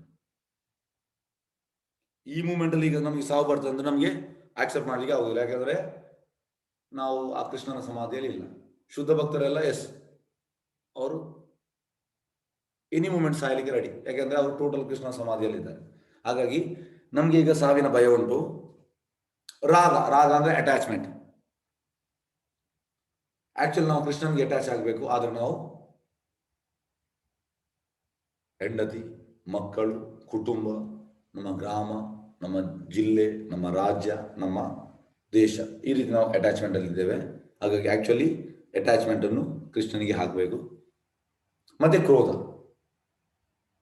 ಈ ಮೂರು ಭಯ ಅಂದ್ರೆ ಸಾವನ್ನು ಸ್ವೀಕರಿಸಲಿಕ್ಕೆ, ರಾಗ ಅಂದ್ರೆ ಅಟ್ಯಾಚ್ಮೆಂಟ್, ಕೃಷ್ಣನಲ್ಲಿ ಅಟ್ಯಾಚ್ ಆಗಲಿಕ್ಕೆ ಪಾದದಲ್ಲಿ, ಮತ್ತೆ ಕ್ರೋಧ. ಈ ಮೂರನ್ನು ಬಿಟ್ಟವರು ತ್ಯಜಿಸಿ ಅನೇಕ ಸಂಪೂರ್ಣ ಮನಸ್ಸುಳಾಗಿ ನನ್ನ ಆಶ್ರಯ ಪಡೆದಿದ್ದಾರೆ ಅಂತ ಪಡೆದವರು ತುಂಬಾ ಮಂದಿ ಇದ್ದಾರೆ ಶಾಸ್ತ್ರದಲ್ಲಿ. ಮತ್ತೆ ನನ್ನ ಜ್ಞಾನ ಪರಿಶುದ್ಧರಾಗಿದ್ದಾರೆ. ಈಗ ಅವರು ನನ್ನಲ್ಲಿ ದಿವ್ಯ ಪ್ರೇಮ ಪಡೆದಿದ್ದಾರೆ. ದಿವ್ಯ ಪ್ರೇಮ ಸಿಗಬೇಕಿದ್ರೆ ಈ ಮೂರನ್ನು ನಾವು ಬಿಡ್ಬೇಕು, ಇಲ್ಲದ್ರೆ ದಿವ್ಯ ಪ್ರೇಮ ಸಿಗುದಿಲ್ಲ. ದಿವ್ಯ ಜ್ಞಾನ ಹೃದಯ ಪ್ರಕಾಶಿತು ಅಂದ್ರೆ ಆ ದಿವ್ಯ ಪ್ರೇಮ ನಮ್ಗೆ ಸಿಗ್ಬೇಕು. ಈಗ ಯಾರ್ಯಾರು ನೋಡುವುದು, ಈ 12 ಮಂದಿ ಮಹಾಜನರು ಆ ದಿವ್ಯ ಪ್ರೇಮ ಅವರಿಗೆ ಸಿಕ್ಕಿದೆ. ಆ ಶ್ಲೋಕವನ್ನು ಹೇಳ್ತೇನೆ ನಿಮ್ಗೆ. ಸ್ವಯಂಭೂ ನಾರದ ಶಂಭು ಕುಮಾರೋ ಕಪಿಲೋ ಮನು ಪ್ರಹ್ಲಾದ ಜನಕೋ ಭೀಷ್ಮ ಬಲಿರ್ವಯ ಸಖೀರ್ವಯಂ. ಅಂದ್ರೆ ಈ 12 ಮಹಾಜನರು. ಫಸ್ಟ್ ಇದು ಬ್ರಹ್ಮ ಮಹಾಜನ, ಎರಡನೇದು ಶಂಭು ಅಂದ್ರೆ ಶಿವ ಮಹಾಜನ, ಶುಕಮುನಿ ವೇದವ್ಯಾಸರ ಮಗ, ಈ ಪರೀಕ್ಷಿತ್ ಮಹಾರಾಜ್ ಭಾಗವತ ಹೇಳಿದ ಅವ್ರ ಮಹಾಜನ, ಪ್ರಹ್ಲಾದ್ ಮಹಾರಾಜ್ ಅವ್ರ ಮಹಾಜನ, ನಾರದ ಮುನಿ ಅವ್ರ ಮಹಾಜನ, ಜನಕ ಮಹಾರಾಜ್ ಅವ್ರ ಮಹಾಜನ, ಕುಮಾರ 4 ಕುಮಾರ ಸನಕ ಸನಾತನ ಸನಂದನ್ ಸನತ್ ಕುಮಾರ, ಕಪಿಲ ಅಂದ್ರೆ ಕಪಿಲ 2 ಕಪಿಲ ಇದ್ದಾರೆ. ಒಂದು ಮಾಯವಾದಿ ಕಪಿಲ, ಇದು ದೇಹವತಿದು ಮಗ, ಕರ್ದಮೂನಿನ ಮಗ, ಇದು ಸರಿಯಾದ ಕಪಿಲ, ಅವ್ರ ಮಹಾಜನ. ಸ್ವಯಂಭೂ ಮನು ಇದು ಅಂದ್ರೆ ಸ್ವಯಂಭೂ ಮನು, ಮತ್ತೆ ಭೀಷ್ಮ ಪಿತಾಮಹ, ಬಲಿ ಮಹಾರಾಜ್ ಮತ್ತೆ ಯಮರಾಜ್. ಈ 12 ಮಹಾಜನರು ಕೃಷ್ಣನನ್ನು ಕಂಡಿದ್ದಾರೆ. ಹಾಗಾಗಿ ಇವರು ಮಾರ್ಗದರ್ಶನ ಹೋದ್ರೆ ನಮಗೆ ಕೃಷ್ಣ ಕಾಣ್ತಾನೆ. ಈ ಭಾಗವತಮಲ್ಲಿ ಇವರೆಲ್ಲ ಉಲ್ಲೇಖ ಉಂಟು. ಎಸ್, ಕೃಷ್ಣ ಮತ್ತು ನಮ್ಮ ನಡುವಿನ ವ್ಯತ್ಯಾಸ. ಕೃಷ್ಣನ ರೂಪ ಆಧ್ಯಾತ್ಮಿಕವಾಗಿದೆ, ನಮ್ಮ ರೂಪ ತಾತ್ಕಾಲಿಕ. ಹೇಗೆಂದ್ರೆ ಯುದ್ಧ ಟೈಮಲ್ಲಿ ಅರ್ಜುನನಿಗೆ 89 ಪ್ರಾಯ, ಆದ್ರೆ ಕೃಷ್ಣ 16 ವರ್ಷದ ಬಾಲಕನಾಗಿ ಕಾಣ್ತಿದ್ದ. ಹೇಗೆ? ಯಾಕೆಂದ್ರೆ ಕೃಷ್ಣಂದು ಭೌತಿಕ ಶರೀರ ಅಲ್ಲ. ಕೃಷ್ಣ ಮಾಯಾದ ನಿಯಂತ್ರಕ, ನಮ್ಮನ್ನು ಮಾಯಾ ನಿಯಂತ್ರಿಸಿತು. ಅಂದ್ರೆ ಮಾಯಾ ಅಂದ್ರೆ ದೇವಿಯು ಕೃಷ್ಣನ ಕಂಟ್ರೋಲ್ ಅಲ್ಲಿ ಉಂಟು. ಆದ್ರೆ ನಮ್ಮನ್ನು ಕಂಟ್ರೋಲ್ ಮಾಡುವಂಥದ್ದು, ಯಾಕಂದ್ರೆ ಭೌತಿಕ ಲೋಕಕ್ಕೆ ದೇವಿಗೆ ಜವಾಬ್ದಾರಿ ಕೊಟ್ಟಿದ್ದಾರೆ, ಆ ದೇವಿ ನಮ್ಮನ್ನು ಕಂಟ್ರೋಲ್ ಮಾಡುವಂಥದ್ದು. ಇಲ್ಲಿ ನೋಡಿ, ಇದು ಶಿಶುಪಾಲ ಹೇಳುವಂಥದ್ದು ಅರ್ಜುನ ಮತ್ತೆ ಭೀಮನಿಗೆ, ನೀವು ಯಾಕೆ ಕೃಷ್ಣನನ್ನು ಪೂಜೆ ಮಾಡ್ತಿದ್ದೀರಿ? ಕೃಷ್ಣ ನಮಗೆ ಮನುಷ್ಯ. ಅರ್ಜುನ ಮತ್ತೆ ಭೀಮನಿಗೆ ಸಿಟ್ಟು ಬರ್ತದೆ, ಕೊಲ್ಲಿಗೆ ಹೋಗ್ತಾರೆ. ಕೃಷ್ಣ ನಿಲ್ಲಿಸ್ತಾನೆ, ಅವ್ರು ನಾನು ಕೊಲ್ತೇನೆ ಅಂತ, ಮತ್ತೆ ಕೃಷ್ಣ ಅವನನ್ನು ಕೊಲ್ಲುವಂಥದ್ದು. ಪ್ರಭುಪಾದ ಹೇಳ್ತಾರೆ, ದ್ವಾಪರ ಯುಗದಲ್ಲಿ ಒಂದು ಶಿಶುಪಾಲ ಇದ್ರು, ಅಂದ್ರೆ ಎಲ್ಲರೂ ಅಸೂಯೆ ಕೃಷ್ಣನ ಮೇಲೆ. ಈಗ ಎಲ್ಲ ಮನೆಯಲ್ಲಿ ಶಿಶುಪಾಲನವರು ಇದ್ದಾರೆ. ಯೇ ಯಥಾ ಮಾಂ ಪ್ರಪದ್ಯಂತೆ ತಾಂ ಸದೈವ ಭಜಾಮ್ಯಹಂ ಮಮ ವರ್ತಮಾನುವರ್ತಂತೆ ಮನುಷ್ಯ ಪಾರ್ಥ ಸರ್ವಶಃ. ಯಾರು ನನಗೆ ಹೇಗೆ ಶರಣಾಗತರಾಗುತ್ತಾರೋ ಹಾಗೆ ನಾನು ಅವರಿಗೆ ಅನುಗ್ರಹಿಸುತ್ತೇನೆ. ಪಾರ್ಥನೆ ಎಲ್ಲರೂ ಎಲ್ಲ ರೀತಿಗಳಲ್ಲೂ ನನ್ನ ಮಾರ್ಗವನ್ನೇ ಅನುಸರಿಸುತ್ತಾರೆ. ಈಗ ಹೇಗಂದ್ರೆ, ಅದೇ ನಾನು ಹೇಳಿದಲ್ಲ, ಒಬ್ರು ನನ್ನ ಬ್ಯಾಚ್ ಅಲ್ಲಿ, ಈಗ 10ನೇ ಬ್ಯಾಚ್, 2ನೇ ಬ್ಯಾಚ್ ಅಲ್ಲಿ ಒಂದು ಹೆಂಗಸು, ಅವರ ಮನೆಯಲ್ಲಿ 3 ಕೊರೋನಾದಲ್ಲಿ ತೀರಿ ಹೋದ್ರು. ಹಾಗಾಗಿ 3 ದಿವಸ ಕ್ಲಾಸಿಗೆ ಬಂದಿದ್ರು. ಮತ್ತೆ ನನಗೆ ಫೋನ್ ಮಾಡಿ ಕೂಗ್ಲಿಕ್ಕೆ ಸ್ಟಾರ್ಟ್ ಮಾಡಿ, ನೋಡಿ ಕೃಷ್ಣ ಇದ್ರೆ ನನ್ನ ಮನೆಯವರನ್ನು ಯಾಕೆ ಸಾಯಿಸ್ಬೇಕಿತ್ತು, 3 ಸತ್ತು ಹೋದ್ರು, ಹಾಗೆ ಹೇಳಿಕ್ಕೆ ಸ್ಟಾರ್ಟ್ ಮಾಡಿದ್ರು. ಅದಕ್ಕೆ ನಾನು ಹೇಳಿದೆ, ನೋಡಿ ನಿಮ್ದು ಎಷ್ಟು ಸರೆಂಡರ್ ಉಂಟು ಅಷ್ಟು ನಿಮಗೆ ಕೃಷ್ಣ ತೋರಿಸ್ತಾನೆ. ಈ ಶ್ಲೋಕ ಅದಕ್ಕೆ, ಯಾರು ನನಗೆ ಹೇಗೆ ಶರಣಾಗತರಾಗುತ್ತಾರೋ ಹಾಗೆ ನಾನು ಅವರಿಗೆ ಅನುಗ್ರಹಿಸ್ತೇನೆ. ಈಗ ನಿಮ್ದು ಶರಣಾಗತಿ 1% ಇದ್ರೆ ನಿಮ್ಗೆ ಕೃಷ್ಣ 1% ತೋರಿಸ್ತಾನೆ. ನಿಮ್ದು 100% ಇದ್ರೆ ನಿಮ್ಗೆ ಮತ್ತೆ ಕೃಷ್ಣ 100% ತೋರಿಸ್ತಾನೆ. ಪ್ರಾರ್ಥನೆ ಎಲ್ಲರೂ ಎಲ್ಲಾ ರೀತಿಗಳನ್ನು ನನ್ನ ಮಾರ್ಗವನ್ನೇ ಅನುಸರಿಸುತ್ತಾರೆ. ನೋಡಿ, ಈ ಹಸು ಟೋಟಲ್ ಶರಣಾಗತಿ. ನೋಡಿ ಇಲ್ಲಿ ಕರು ಟೋಟಲ್ ಶರಣಾಗತಿ. ನೋಡಿ ಇದು ಬಲರಾಮ್ ಟೋಟಲ್ ಶರಣಾಗತಿ. ಈ ಎಲ್ಲ ಕೃಷ್ಣನ ಗೆಳೆಯರು, ಟೋಟಲ್ ಕೃಷ್ಣನ ಶರಣಾಗತಿ.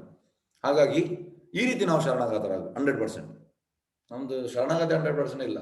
ನಮ್ಗೆಲ್ಲ ಅಂದ್ರೆ 24 ಗಂಟೆಯಲ್ಲಿ, ಇವರಿಗೆಲ್ಲ 24 ಗಂಟೆಯಲ್ಲಿ 20 ಗಂಟೆ ಕೃಷ್ಣನ ಸ್ಮರಣೆ. ನಮ್ಗೆ ಹಾಗೆಲ್ಲ 24 ಗಂಟೆಯಲ್ಲಿ 1 ಸೆಕೆಂಡ್ ಕೂಡ ಬರುವುದಿಲ್ಲ. ಮತ್ತೆ ನಾವು ಹೇಳ್ತೇವೆ ನಾನು ಕೂಡ ಭಕ್ತ, ನಾನು ಕೂಡ 24 ಗಂಟೆ. ನಾನು ಈ ಪುಸ್ತಕ ವಿತರಣೆಯಲ್ಲಿ ಕೆಲವೆಲ್ಲ ಸ್ಟಾಲಿಗೆ ಬರ್ತಾರೆ, ಬಂದವರು ಹೇಳುವಂಥದ್ದು, ಸರ್ ಪುಸ್ತಕ ತಗೊಳ್ಳಿ. ಅಲ್ಲ, ನನಗೆ ಪುಸ್ತಕ ತಗೊಳ್ಬೇಕಂತಿಲ್ಲ, ನನಗೆ ಓದ್ಬೇಕಂತಿಲ್ಲ, ನಾನು 24 ಗಂಟೆ ಕೃಷ್ಣಂದೇ ಸ್ಮರಣೆ. ಹಾಗೆ ಅಂದ್ರೆ ತುಂಬಾ ಮಂದಿ ಹೇಳ್ತಾರೆ, ಬೋಗಸ್ ಹೇಳುವಂಥದ್ದು. 24 ಗಂಟೆ ಸ್ಮರಣೆ ಅಂದ್ರೆ ಪ್ರಭುಪಾದ ಹೇಳ್ತಾರೆ ಫಲೇನ ಪರಿಷತ್, ರಿಸಲ್ಟ್ ಅಲ್ಲಿ ಗೊತ್ತಾಗ್ತದೆ ಅವ ಎಂತ ಮಾಡ್ತಿದ್ದಾನೆ, ಮಾಡುದು ಬೇಡ. ಹಾಗಾಗಿ ಈ ರೀತಿ ತುಂಬಾ ಮಂದಿ ಹೇಳ್ತಾರೆ. ಪ್ರಭುಪಾದ ಹೇಳ್ತಾರೆ, ನಮ್ಮನ್ನು ನಾವು ಫೂಲ್ ಮಾಡಬಹುದು, ಕೃಷ್ಣನ್ ಫೂಲ್ ಮಾಡ್ಲಿಕ್ಕೆ ಆಗುದಿಲ್ಲ. ಆ ರೀತಿ ಅದಕ್ಕೆ ನಾವು ಇವರಾಗೆ 24 ಗಂಟೆ ಕೃಷ್ಣ ಸ್ಮರಣೆ ಮಾಡ್ಲಿಕ್ಕೆ ಪ್ರಯತ್ನ ಮಾಡಬೇಕು. ಇನ್ನು ಜನರು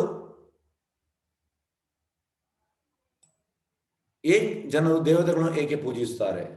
ಕಾಂಕ್ಷದ ಕರ್ಮಣಾಂ ಸಿದ್ಧಿಂ ಯಶಂತ ಹ್ಯ ದೇವತಾ ಕ್ಷಿಪ್ರಮಿ ಮನುಷ್ಯ ಲೋಕೆ ಸಿದ್ಧಿರ್ಭವತಿ ಕರ್ಮಜ. ಈ ಜಗದಲ್ಲಿ ಯಾರು ಫಲಾಪೇಕ್ಷ ಕರ್ಮಗಳ ಸಿದ್ಧಿಯನ್ನು ಬಯಸ್ತಾರೋ ಅದನ್ನು ದೇವತೆಗಳನ್ನು ಪೂಜಿಸುತ್ತಾರೆ.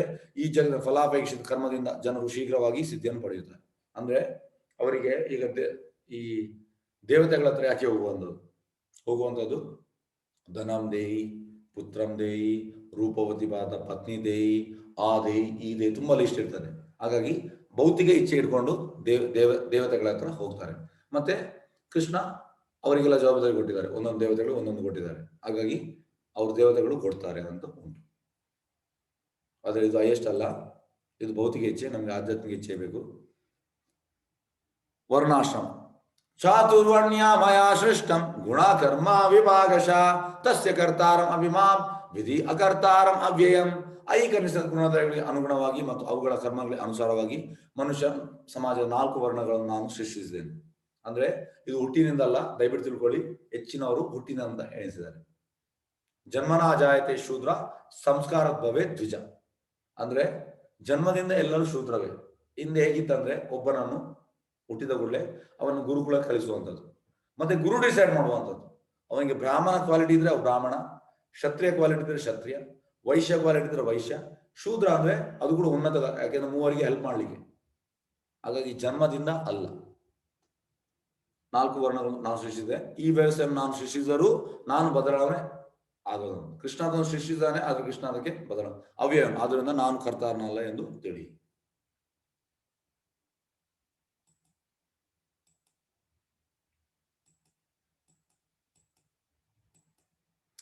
ನ ಮಾಂ ಕರ್ಮಾಣಿ ಲಿಂಪಂತಿ ನ ಮೇ ಕರ್ಮ ಫಲೇ ಸ್ಪೃಹ ಇತಿ ಮಾಮ್ಯೋ ಅಭಿಜಾನಾತಿ ಕರ್ಮಾಭಿರ್ನಾಸ ಬದ್ಯತೆ.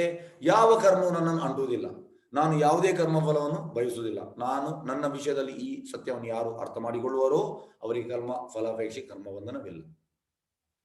ಕೃಷ್ಣ ಯಾವುದಕ್ಕೂ ಅಂಟುವುದಿಲ್ಲ, ಮತ್ತೆ ಕೃಷ್ಣ ಬಯಸುವುದು ಕೂಡ ಇಲ್ಲ ಕರ್ಮಫಲ.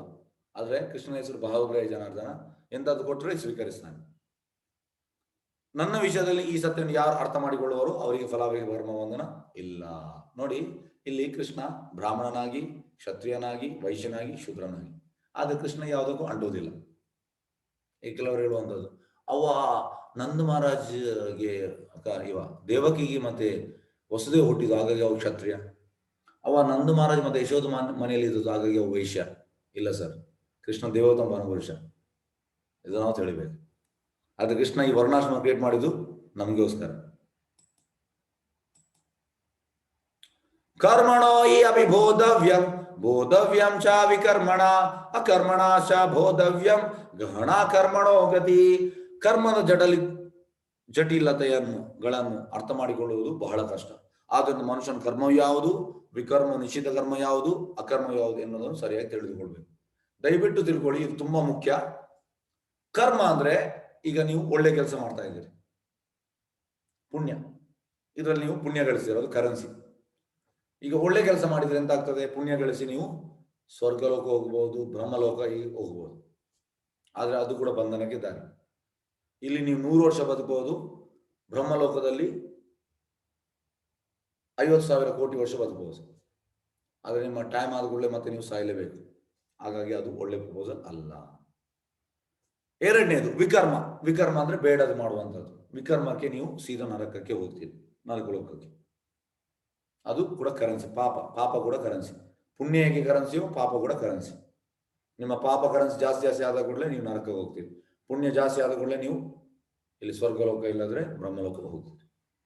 ನೆಕ್ಸ್ಟ್ ಹೇಳುವಂಥದ್ದು ಅಕರ್ಮ. ಕೃಷ್ಣನಿಗೆ ನಾವು ಯಾವ್ದು ಕೆಲಸ ಮಾಡ್ತೇವೆ ಅದು ಅಕರ್ಮ, ಅದಕ್ಕೆ ಯಾವುದೇ ಬಂಧನ ಇಲ್ಲ. ಅಕರ್ಮ ಮಾಡಿದ್ರೆ ಜನ್ಮ ಮೃತ್ಯು ಜರ ವ್ಯಾಧಿ ಇಲ್ಲ, ಇಮಿಡಿಯೇಟ್ ನಾವು ಗೋಲೋಕಕ್ಕೆ ಹೋಗ್ತೇವೆ.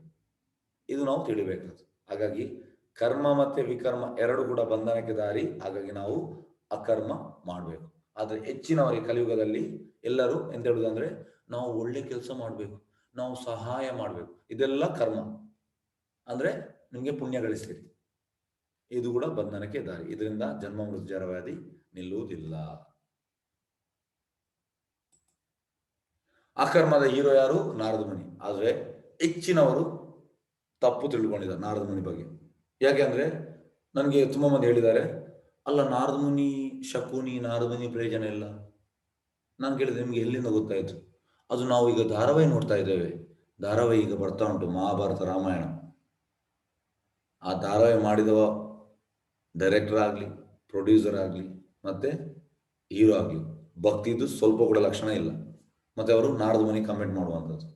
ನಾರದ ಮುನಿ ಶ್ರೇಷ್ಠ ಯೋಗಿ, ಅವರು ತುಂಬಾ ಕೃಷ್ಣ ಪ್ರಜ್ಞೆಯಲ್ಲಿ ಇದ್ದಾರೆ. ಹಾಗಾಗಿ ನಮ್ಗೆ ಗೊತ್ತಿಲ್ಲ, ನಾವು ಮಾತಾಡಬಾರ್ದು. ದಯವಿಟ್ಟು ಎಲ್ಲೆಲ್ಲಿಂದ ನಾವು ತರಬಾರ್ದು, ಶಾಸ್ತ್ರ ತರಬೇಕು. ಎಸ್, ತದ್ವಿದ್ಯೆ ಪ್ರಣಿಪಾತೇನ ಪರಿಪ್ರಶ್ನೇನ ಸೇವಯ ಉಪದಕ್ಷ್ಯಂತೆ ತೇ ಜ್ಞಾನಂ ಜ್ಞಾನಿನಾ ತತ್ವದರ್ಶಿನ. ಗುರುವಿನ ಬಳಿಗೆ ಹೋಗಿ ಸತ್ಯವನ್ನು ತಿಳಿದುಕೊಳ್ಳಲು ಪ್ರಯತ್ನಿಸು, ನಮ್ರನಾಗಿ ಅವರಿಗೆ ಪ್ರಶ್ನೆ ಮಾಡು ಮತ್ತು ಅವರಿಗೆ ಸೇವೆ ಮಾಡು. ಆತ್ಮ ಸಾಕ್ಷಾತ್ ಪಡೆದ ವ್ಯಕ್ತಿಗಳು ಸತ್ಯವನ್ನು ಕಂಡಿದ್ದಾರೆ, ಆದ್ದರಿಂದ ಅವರು ನಿನಗೆ ಜ್ಞಾನೋಪದೇಶ ಮಾಡಬಲ್ಲ. ನಾನು ಮೊನ್ನೆ ಒಂದೊಬ್ರು ಈ ಇನ್ಸ್ಟಾಗ್ರಾಮ್ ಅಲ್ಲಿ, ವಾಟ್ಸಪ್ ಮತ್ತೆ ಇನ್ಸ್ಟಾಗ್ರಾಮ್ ಮತ್ತೆ ಫೇಸ್ಬುಕ್ ಅಲ್ಲಿ, ಟ್ವಿಟರ್ ಅಲ್ಲಿ ಒಬ್ರು ಒಂದು ಗುರು ಹೆಸರು ಹಾಕಿದ್ರು. ನಾನು ಅದನ್ನು ಜಸ್ಟ್ ನೋಡಿದೆ, ಮತ್ತೆ ನನಗೆ ಅವ್ರನ್ನ ಭೇಟಿ ಆದೆ. ಮತ್ತೆ ನಾನು ಹೇಳಿದೆ, ಅಲ್ಲ ನೀವು ಗುರುವನ್ನು, ಯಾಕೆಂದ್ರೆ ಅವರು ಯಾರ್ದು ಹೆಸರು ಹಾಕಿದ್ದಾರೆ, ಅವರು ಈ ಭಕ್ತಿಯಲ್ಲಿ ಉನ್ನತ ಮಟ್ಟದಲ್ಲಿ ಇದ್ದಾರೆ. ನಾನು ಕೇಳಿದೆ, ನಿಮ್ದು ಅವ್ರ ಗುರುವ? ಹೌದು, ನನ್ನ ಗುರು. ನಾನು ಹೇಳಿದೆ, ನೀವು ಅವ್ರನ್ನ ಫಾಲೋ ಮಾಡ್ತಿದ್ದೀರಾ? ಇಲ್ಲ, ನಾನು ಫಾಲೋ ಮಾಡ್ತಿಲ್ಲ, ಆದ್ರೆ ಅದೊಂದು ನನಗೆ ಈ ಎಂತಂದ್ರೆ ಅದರಿಂದ ನನಗೆ ರೆಸ್ಪೆಕ್ಟ್ ಸಿಗ್ತದೆ. ಹೆಚ್ಚಿನ 99% ಅಂದ್ರೆ ಈ ರೀತಿ ಗುರು ಅಂದ್ರೆ ನಾವು ಅದನ್ನು ಫಾಲೋ ಮಾಡ್ಬೇಕು. ಫಸ್ಟಿಗೆ ಅಂತಂದ್ರೆ ನಾವು ಅವರಿಗೆ ಶರಣಾಗತರಾಗಬೇಕು, ಮತ್ತೆ ನಾವು ಪ್ರಶ್ನೆ ಮಾಡಬೇಕು. ಮತ್ತೆ ಅವರು ಕೃಷ್ಣನ ಕಂಡಿದ್ದಾರೆ, ಮತ್ತೆ ನಾವು ಕೃಷ್ಣನ ತೋರಿಸ್ತಾರೆ. ಈಗ ನೋಡಿ, ಇಲ್ಲಿ ಸಂದೀಪಿನಿ ಮುನಿ, ಇದು ಕೃಷ್ಣ ಮತ್ತೆ ಬಲರಾಮ. ಕೃಷ್ಣ ಮತ್ತೆ ಬಲರಾಮಿಗೆ ಗುರುಕುಲಕ್ಕೆ ಹೋಗುವ ಅವಶ್ಯಕತೆ ಇತ್ತಾ? ಇಲ್ಲ, ಅವರು ಕೂಡ ಹೋಗಿದ್ದಾರೆ. ಯಾಕೆ ಹೋಗಿದ್ದಾರೆ? ಯಾಕೆಂದ್ರೆ ಒಂದು ವೇಳೆ ಅವರು ಹೋಗದಿದ್ರೆ ಕಲಿಯುವ ಜನರ ಮೆಂಟಾಲಿಟಿ ಅವ್ರಿಗೆ ಗೊತ್ತುಂಟು, ಕೃಷ್ಣ ಮತ್ತೆ ಬಲರಾಮ ಹೋಗ್ಲಿಲ್ಲ, ನಾವು ಕೂಡ ಹೋಗುದಿಲ್ಲ. ಇಲ್ಲ, ಎಲ್ಲರೂ ಈ ಗುರುಕುಲಕ್ಕೆ ಹೋಗ್ಬೇಕು, ಮತ್ತೆ ಅಲ್ಲಿ ಗುರುವಿನ ಮಾರ್ಗದರ್ಶನ ಪಡಿಬೇಕು. ಅಂದ್ರೆ ಗುರು ಅಂದ್ರೆ ಸಂಪ್ರದಾಯದಲ್ಲಿ ಬಂದ ಗುರು. ಪ್ರಭುಪಾದ ಹೇಳ್ತಾರೆ, ಈಗ 1 ಕಿಲೋಮೀಟರ್ ಒಂದೊಂದು ಬಸ್ ಸ್ಟ್ಯಾಂಡ್ ಉಂಟು, ಹಾಗೆ ತುಂಬಾ ಇದ್ದಾರೆ ಬೋಗಸ್ ಗುರುಗಳು. ಅದಲ್ಲ, ಸರಿ ಸಂಪ್ರದಾಯದಲ್ಲಿ ಬಂದ ಗುರುಗಳಿಗೆ ನಾವು ಹೋಗ್ಬೇಕು. ಎಸ್, ಅಧ್ಯಾಯ ಸಾರಾಂಶ: ಪರಂಪರಾ ಏವಂ ಪರಂಪರಾ, ಕೃಷ್ಣನ ದೈವಿಕ ಸ್ವರೂಪ ದಿವ್ಯಂ, ಎಲ್ಲ ಮಾರ್ಗಗಳು ಕೃಷ್ಣನಿಗೆ ದಾರಿ ಮಾಡಿಕೊಡುವಂಥದ್ದು. ಮಮ ವರ್ತಮಾನ ವರ್ತಂತೆ, ಕರ್ಮ ವಿಕರ್ಮ ಅಕರ್ಮ, ಕವಯೋ ಅಪಿ ಅತ್ರ ಮೋಹಿತ, ಜ್ಞಾನವನ್ನು ಪಡೆಯುವುದು ಯಾವ ಯಜ್ಞದ ಮೂಲಕ ಜೀವತಿ, ಜ್ಞಾನ ಪಡೆಯುವ ವಿಧಾನಗಳು ತದ್ವಿಧಿ ಪ್ರಣಿಪಾತೇನ. ಎಸ್, ಯಾವ ಪ್ರಶ್ನೆದಲ್ಲಿ ಕೇಳ್ಬೋದು, ದಯವಿಟ್ಟು ಚಾಟ್ ಅಲ್ಲಿ ಕೂಡ ನಿಮ್ಗೆ ಹಾಕ್ಬಹುದು. ಎಸ್, ಹರೇ ಕೃಷ್ಣ. ಎಸ್, ಮಂಜುನಾಥ್ ಅವರೇ ಹರೇ ಕೃಷ್ಣ. ಎಸ್, ಹೇಳಿ ಸರ್. ಮಂಜುನಾಥ್ ಅವರೇ, ಎಸ್, ಹರೇ ಕೃಷ್ಣ.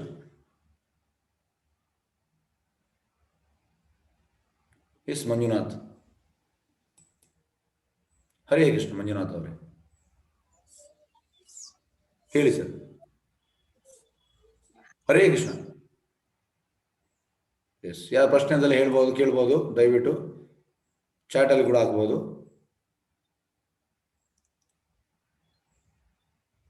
ಹರೇ ಕೃಷ್ಣ.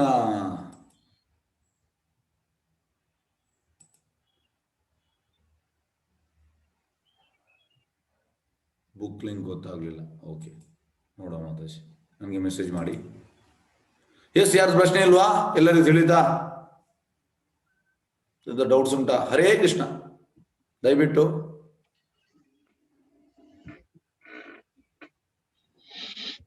ಹರೇ ಕೃಷ್ಣ, ಯಾರ್ದು ಪ್ರಶ್ನೆ ಇಲ್ವಾ?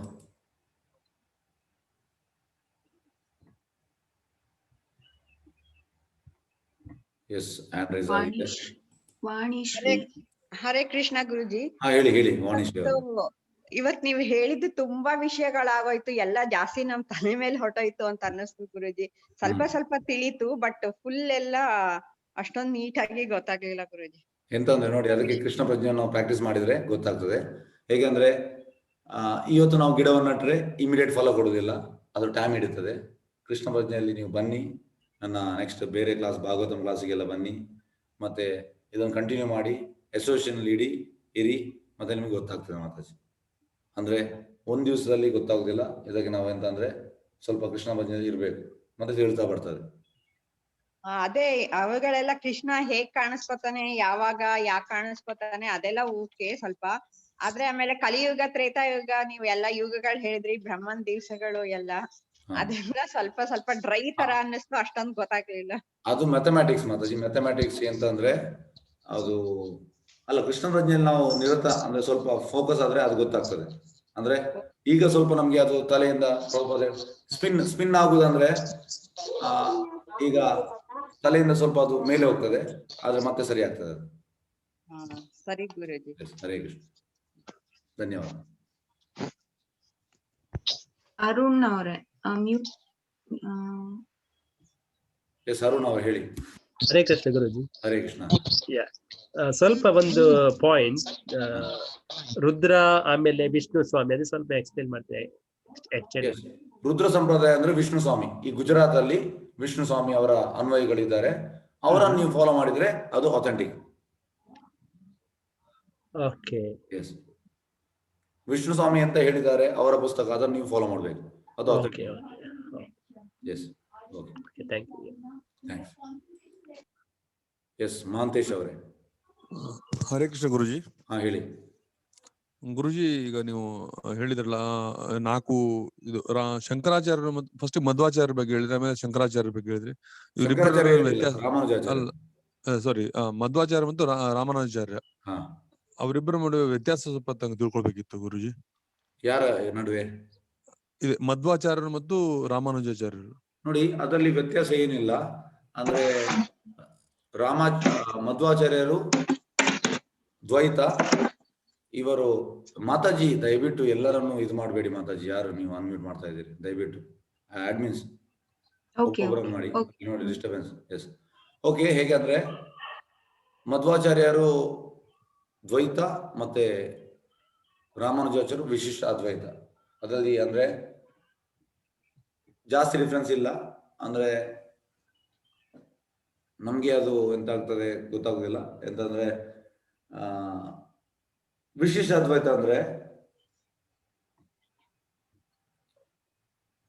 ಈಗ ಹೇಗಂದ್ರೆ ಎಲ್ಲರೂ ಹೋಗುವಂಥದ್ದು ವೈಕುಂಠ, ಆದ್ರೆ ವೈಕುಂಠದಲ್ಲಿ ಈ ಎಂತಂದ್ರೆ 5 ಮೋಕ್ಷಗಳುಂಟು: ಸಾಯುಜ್ಯ, ಸಾಮೀಪ್ಯ, ಶಾಸ್ತ್ರಿ, ಸಾರೂಪ್ಯ, ಸಾಲೋಕ್ಯ. ಅಂದ್ರೆ ವಿಶಿಷ್ಟ ಅದ್ವೈತ ಅಂದ್ರೆ ಸೇಮ್ ಸಾರೂಪ್ಯ. ಸಾರೂಪ್ಯ ಅಂದ್ರೆ ಸೇಮ್ ದೇವರಾಗೆ ಶರೀರ ಸಿಗುವಂಥದ್ದು, ರೂಪ ಸಿಗುವಂಥದ್ದು, ಮತ್ತೆ ಅಲ್ಲಿ ಸೇವ್ ಮಾಡುವಂಥದ್ದು. ಆದ್ರೆ ಹೇಗೆ ಅಂದ್ರೆ ವಿಶಿಷ್ಟ ಅದ್ವೈತದಲ್ಲಿ ಅವರು ಅಂದ್ರೆ ನಾರಾಯಣ, ಲಕ್ಷ್ಮಿ ಅಂದ್ರೆ ನಾರಾಯಣ ಫಾಲೋವರ್ಸ್. ಹಾಗಾಗಿ ಅಲ್ಲಿ ಆ ನಾರಾಯಣನಿಗೆ ಸೇವ್ ಮಾಡುವಂಥದ್ದು. ಆದ್ರೆ ಅವರಿಗೆ ಬ್ಯೂಟಿಫುಲ್ ಚಂದವಾದ ಹೆಂಡತಿಯರು ಇರ್ತಾರೆ, ಆದ್ರೆ ಅವರಿಗೆ ಆಕರ್ಷಣೆ ನಾರಾಯಣನಲ್ಲಿ ಈ ರೀತಿ ಇರ್ತದೆ. ಎಸ್ ಪ್ರಭುಜಿ, ಅದು ಜಾಸ್ತಿ ಡಿಫ್ರೆನ್ಸ್ ಇಲ್ಲ. ಆದ್ರೆ ವೈಕುಂಠದಲ್ಲಿ ಪ್ರಭುಪಾದ ಹೇಳ್ತಾರೆ, ವೈಕುಂಠ ಅಂದ್ರೆ ಅಲ್ಲಿ ಈಗ ನರಸಿಂಹನಿಗೆ ಬೇರೆ ಲೋಕ ಉಂಟು, ವರಾನಿಗೆ ಬೇರೆ ಲೋಕ, ಮತ್ಸ್ಯ ಬೇರೆ ಲೋಕ, ನಾರಾಯಣನಿಗೆ ಬೇರೆ ಲೋಕ. ಅಂದ್ರೆ ಟೋಟಲ್ ವೈಕುಂಠದಲ್ಲಿ ಬೇರೆ ಬೇರೆ ಲೀಲೆ ಆಗ್ತಾ ಉಂಟು. ಎಸ್, ಜಾಸ್ತಿ ಡಿಫ್ರೆನ್ಸ್ ಇಲ್ಲ. ಗುರುಜಿ, ನಿನ್ನೆ ನೀವು ಅಧ್ಯಾಯ 3ರಲ್ಲಿ ಹೇಳಿದ್ರಿ ಕರ್ಮಯೋಗ ಅಂತೇಳಿ, ಈಗ 4ರಲ್ಲಿ ಹೇಳ್ತಾ ಇದ್ರ ಜ್ಞಾನ ಕರ್ಮಯೋಗ ಅಂತೇಳಿ. ಈಗ ಕರ್ಮಯೋಗ ಸ್ವಲ್ಪ ನಮ್ಗೆ ಅರ್ಥ ಆಯ್ತು. ಜ್ಞಾನ ಕರ್ಮಯೋಗದಲ್ಲಿ ಏನಾಯ್ತು, ಸ್ವಲ್ಪ ವಾಸ್ಟ್ ಆಯ್ತು. ಅಂದ್ರೆ ಏನಾಯ್ತು ಅದು ಅರ್ಥ ಮಾಡ್ಲಿಕ್ಕೆ ಸ್ವಲ್ಪ ಅರಿಸ್ಕೊಳ್ಳಿಕ್ಕೆ ಕಷ್ಟ ಆಗ್ತಾ ಇದೆ. ಈಗ ಅದರದ್ದು ಸ್ವಲ್ಪ ನಂಗೆ ಹೇಳಿ, ಕರ್ಮಯೋಗ ಮತ್ತು ಅಧ್ಯಾಯ 3 ಮತ್ತು ಅಧ್ಯಾಯ 4 ಹೇಗೆ ಬದಲಾಗುತ್ತೆ, ಮತ್ತು ಅದರ ಒಂದು ತಾತ್ಪರ್ಯ ಏನು ಅಂತೇಳಿ. ನೋಡಿ, ಇಲ್ಲಿ ಹೇಳುವಂತದ್ದು ಎಲ್ಲ ಜ್ಞಾನದಿಂದ ನಾವು ಕರ್ಮ ಮಾಡ್ಬೇಕಂತ. ಆ ಕೃಷ್ಣನ ರಿಲೇಟೆಡ್ ನಾವು ಕರ್ಮ ಮಾಡಬೇಕು. ಈ ಜ್ಞಾನ ಸಿಕ್ಕಿದ್ರೆ ಮತ್ತೆ ನಮಗೆ ಕರ್ಮ ಮಾಡ್ಲಿಕ್ಕೆ ಸುಲಭ ಆಗ್ತದೆ. ಜ್ಞಾನ ಕರ್ಮ ಯೋಗ ಅದಂದ್ರೆ ಹೇಗಂದ್ರೆ, ಈಗ ಸ್ಟಾರ್ಟಿಂಗ್ ನಿಮಗೆ ಸ್ವಲ್ಪ ಕಷ್ಟ ಆಗ್ಬಹುದು, ಆದ್ರೆ ಗ್ರಾಜುವಲಿ ಕಲಿತಾ ಅದು ಸುಲಭ ಆಗ್ತದೆ ಸರ್. ಈಗ ಹೇಗಂದ್ರೆ ಅದು ನಿಮ್ಗೆ ಬ್ರಹ್ಮನ ಕ್ಯಾಲ್ಕುಲೇಷನ್ ಎಲ್ಲ ಸ್ವಲ್ಪ ನಿಮ್ಗೆ ಕಷ್ಟ ಆಗ್ಬಹುದು, ಆದ್ರೆ ಅದು ಎಂತಾಗ್ತದೆ ಅಂದ್ರೆ ಕೃಷ್ಣ ಪ್ರಜ್ಞೆ ತೊಡಗಿದ ಕೂಡಲೇ ಅದು ಸುಲಭ ಆಗ್ತದೆ. ಈ ಜ್ಞಾನ ಕರ್ಮಯೋಗ ಅಂದ್ರೆ ಕೃಷ್ಣ ಅರ್ಜುನನಿಗೆ ಹೇಳ್ತಾ ಹೋಗ್ತಾನ ಗುರುಜಿ, ದೇವ ಅಂದ್ರೆ ಹೌದು, ಹೇಳುವಂತದ್ದು ಜ್ಞಾನ ಕರ್ಮ ಅಂದ್ರೆ ಅವ ಹೇಳುವಂತದ್ದು. ನಾನು ಗೋಸ್ವಾಮಿಗೆ ಹೇಳಿದ್ದೇನೆ, ಮತ್ತೆ ನನ್ನ ಕೃಷ್ಣನ ಬಗ್ಗೆ ತಿಳಿಯಬೇಕಾದ್ರೆ ಜನ್ಮ ಕರ್ಮ ಚ ದಿವ್ಯಂ, ಕೃಷ್ಣ ಬಗ್ಗೆ ಯಾರು ತಿಳಿದಿದ್ದಾರೆ, ಇದೆಲ್ಲ ಜ್ಞಾನ ಕೊಡುವಂತದ್ದು. ಎಸ್, ಹರೇ ಕೃಷ್ಣ ಗುರುಜಿ. ಗುರುಜಿ, ಮತ್ತೆ ಇನ್ನೊಂದು, ಈ ಭಾಗವತಂ ಕ್ಲಾಸ್ಗೆ ಜಾಯಿನ್ ಆಗ್ಬೇಕಾದ್ರೆ ಏನ್ ಮಾಡ್ಬೇಕು ಗುರುಜಿ?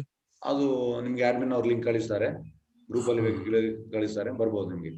ಭಾಗವತಂ ಕ್ಲಾಸ್ ನನ್ನ ಬೆಳಿಗ್ಗೆ 7:30 ಮತ್ತೆ ಸಂಜೆ 5 o'clock 2 ಕ್ಲಾಸ್ ಉಂಟು, ಬರ್ಬೋದು. ಅದೇನು ಮೊದಲಿಂದ ಬರ್ತಾ ಗುರುಜಿ, ಅಥವಾ ಏನು ಕಲಿತಾ ಹೋಗ್ತಾ ಇರೋದು? ನೋಡಿ, ಈಗ ಬೆಳಿಗ್ಗೆನ ಬ್ಯಾಚ್ ಅಲ್ಲಿ 3rd ಚಾಪ್ಟರ್ ಅಲ್ಲಿ ಇದ್ದೇನೆ, ಫಸ್ಟ್ ಕ್ಯಾಂಟು. ಮತ್ತೆ ಸಂಜೆ ಬ್ಯಾಚ್ ಅಲ್ಲಿ 8th ಚಾಪ್ಟರ್. ಆಕ್ಚುಲಿ ಭಾಗವತಂ ಮೊದಲ ಸ್ಕಂದದಲ್ಲಿ 19 ಚಾಪ್ಟರ್ ಉಂಟು, ಒಟ್ಟಿಗೆ 12 ಸ್ಕಂದ ಉಂಟು. ಒಂದು ಸ್ಕಂದ ಮಾಡ್ಲಿಕ್ಕೆ ನನ್ನ ಲೆಕ್ಕದಲ್ಲಿ 1 ವರ್ಷ ತೆಗೀತದೆ. ಈಗ ನಾನು ಆಲ್ಮೋಸ್ಟ್ ಸಂಜೆ ಬ್ಯಾಚ್ ಸ್ಟಾರ್ಟ್ ಮಾಡಿ 5 ತಿಂಗಳಾಯ್ತು, ಮತ್ತೆ ಬೆಳಿಗ್ಗೆ ಬ್ಯಾಚ್ ಸ್ಟಾರ್ಟ್ ಮಾಡಿ 2 ತಿಂಗಳಾಯ್ತು. ಹಾಗಾಗಿ ಇನ್ನೂ ಕೂಡ ನೀವು ಬರ್ಬೋದು, ಚಿಂತೆ ಇಲ್ಲ. ಮತ್ತೆ ಎಲ್ಲ ಅಧ್ಯಾಯ ಆದ ಕೂಡಲೇ ನಾವು ರಿವಿಷನ್ ಕೂಡ ಮಾಡ್ತೇನೆ, ಆಗ ನಿಮ್ಗೆ ಗೊತ್ತಾಗ್ತದೆ, ಚಿಂತೆ ಇಲ್ಲ, ಬರ್ಬೋದು ಕ್ಲಾಸಿಗೆ. Hare Krishna Guruji. Hare Krishna, Hare Krishna. Yes, next unmute ಮಾಡಿ ಮಾತಾಜಿ. ಲಕ್ಷ್ಮಿ ಭುವನಗಿರಿ. ಲಕ್ಷ್ಮಿ ಭುವನಗಿರಿ, ಎಸ್. ಹರೇ ಕೃಷ್ಣ, ಲಕ್ಷ್ಮಿ ಭುವನಗಿರಿ ಅವರೇ. ಎಸ್, ನೆಕ್ಸ್ಟ್ ಸಿಂಧು ಅವರನ್ನು ಮಾಡಿ. ಹರೇ ಕೃಷ್ಣ ಗುರುಜಿ. ಹೇಳಿ ಗುರುಜಿ, ಇದು ಹರೇ ಕೃಷ್ಣ ಮಂತ್ರದಲ್ಲಿ ಹರೇ ರಾಮ ಅಂದಾಗ ಬಲರಾಮ ಅವ್ರನ್ನ ರೆಫರ್ ಮಾಡ್ತೀವಾ ಇಲ್ಲ ಶ್ರೀರಾಮ ಅವ್ರನ್ನ? ನೋಡಿ, 3 ರಾಮ ಕೂಡ ಬರ್ತದೆ: ಪರಶುರಾಮ, ಬಲರಾಮ ಮತ್ತೆ ಸೀತಾರಾಮ. 3 ರಾಮ ಕೂಡ ಬರ್ತದೆ. ಸೊ ನಾವು 3 ರಾಮ ಅವ್ರನ್ನು ರೆಫರ್ ಮಾಡ್ತಿದೀವಿ ಅಂತನಾ? ಅಲ್ಲ, ನೀವು ಮಾಡ್ಬೇಕಂತಿಲ್ಲ, ಆದ್ರೆ ಶಾಸ್ತ್ರದಲ್ಲಿ ರಾಮ ಎನ್ನುವಾಗ ಎಲ್ಲ ಬರ್ತದೆ ಅದು ರಾಮ. ನೀವು ರಾಮ ಹೇಳಿದ್ರೆ ಸಾಕು. ಓಕೆ.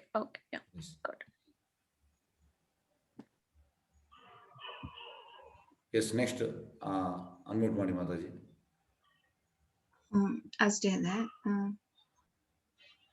ಲಕ್ಷ್ಮಿ ಅವರು ಮಾಡಿದ್ರು, ಅವರೆಲ್ಲೋ ಹ್ಯಾಂಡ್ ಲೋ ಮಾಡಿದ್ರು. ಚಾಟ್ ಅಲ್ಲಿ ಉಂಟಾ ಪ್ರಶ್ನೆ? ಹಾ ಪ್ರಭುಜಿ ಚಾಟ್ ಅಲ್ಲಿ ಇದೆ.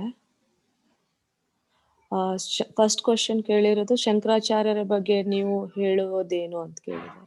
ನೋಡಿ, ಶಂಕರಾಚಾರ್ಯರು ಅಂದ್ರೆ ಫಸ್ಟಿಗೆ ಶಂಕರಾಚಾರ್ಯ ಮುಂಚೆ ಬುದ್ಧ ಬಂದದ್ದು. ಬುದ್ಧ ಕೃಷ್ಣನ ಇನ್ಕಾರ್ನೇಷನ್. ಆ ಟೈಮಲ್ಲಿ ಎಂತಂದ್ರೆ ಮ್ಯಾಕ್ಸಿಮಮ್ ಜನರು 99% ಪ್ರಾಣಿ ಹತ್ಯೆ ಮಾಡ್ತಾ ಇದ್ರು. ವೇದದ ಹೆಸರಲ್ಲಿ ಪ್ರಾಣಿ ಹತ್ಯೆ ಮಾಡ್ತಾರೆ. ಆಕ್ಚುಲಿ ಈ ತಾಮಸಿಕ ಪುರಾಣದಲ್ಲಿ ಪ್ರಾಣಿ ಹತ್ಯೆ ಉಂಟು. ಹೇಗೆ?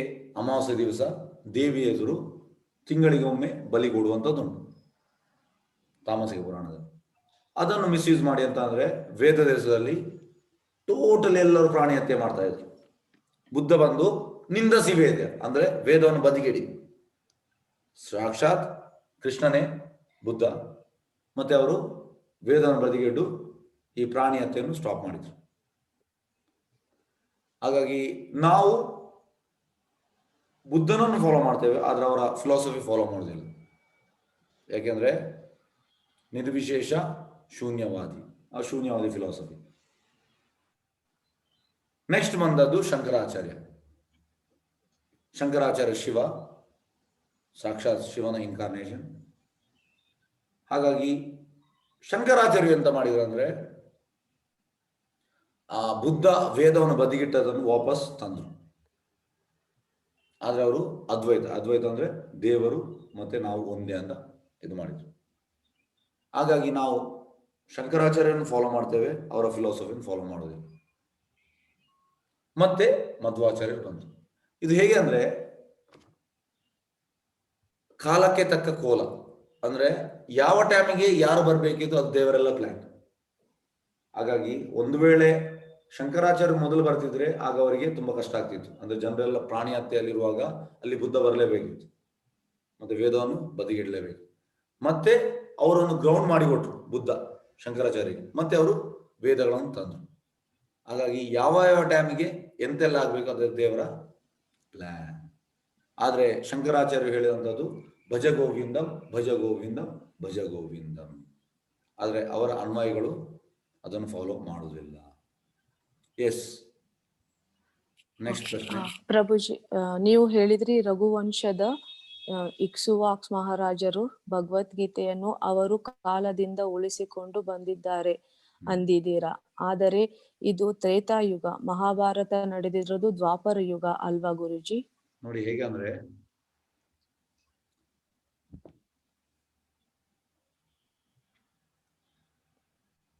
ವೇದವ್ಯಾಸರಿ ಭಾಗವತನ ಬರೆಯುವಾಗ ಕಲಿಯುಗದ ಎಲ್ಲ ಸಿಂಪ್ಟಮ್ಸ್ ಅವರಿಗೆ ಗೊತ್ತು. ಏಕೆಂದ್ರೆ ನಮ್ಗೆ ಆ ದೃಷ್ಟಿ ಇಲ್ಲ. ಶುದ್ಧ ಭಕ್ತರಿಗೆ ಅಂದ್ರೆ ಅವರಿಗೆ ಪಾಸ್ಟ್ ಕಾಣ್ತದೆ, ಪ್ರೆಸೆಂಟ್ ಕಾಣ್ತದೆ, ಫ್ಯೂಚರ್ ಕೂಡ ಕಾಣ್ತದೆ. ಮತ್ತೆ ಆಕ್ಚುಲಿ ನಮ್ಮ ಪ್ರಕಾರ ಹೇಗೆ ಅಂದ್ರೆ ನಾವೆಂತ ಎಣಿಸೋದು, ಈ ದ್ವಾಪರ ಯುಗದ ಮುಂದೆ ತ್ರೇತಾಯುಗ. ಆದ್ರೆ ಈ ಸೈಕಲ್ ಆಗ್ತಾ ಉಂಟು. ಮತ್ತೆ ಆಕ್ಚುಲಿ ತ್ರೇ ಅಂದ್ರೆ 3, ದ್ವಾ ಅಂದ್ರೆ 2. ಯೂಶುವಲಿ ದ್ವಾಪರ ಎರಡನೇ ಬಾರಿ ಬರುವಂತದ್ದು, ತ್ರೇತ 3ನೇ ಬಾರಿ. ಆದ್ರೆ ಕೃಷ್ಣ ಈ ಟೈಮಲ್ಲಿ ಈ ಸೈಕಲ್ ಅಲ್ಲಿ ಕೃಷ್ಣ ಅದನ್ನು ಚೇಂಜ್ ಮಾಡಿದ. ಕೆಲವರು ಹೇಳ್ತಾರೆ ಯಾಕೆ ಕೃಷ್ಣ ಚೇಂಜ್ ಮಾಡಿದ? ಅದು ಕೃಷ್ಣನ ಡಿಸೈರ್. ಕೃಷ್ಣ ಎಂತ ಬೇಕಿದ್ದು ಮಾಡ್ಬೋದು. ಕೃಷ್ಣ ಪೂರ್ತಿ ಸ್ವರಾಟ. ಹಾಗಾಗಿ ಹರಿಕೃಷ್ಣ ಗುರುಗಳೇ, ನೀವು ಹೇಳಿದ್ರು ರಘುವಂಶದ ಇಕ್ಷ್ವಾಕು ಮಹಾರಾಜನ ಭಗವದ್ಗೀತೆಯನ್ನು ಅವರ ಕಾಲದಿಂದ ಉಳಿಸಿಕೊಂಡು ಬಂದಿದ್ದಾರೆ.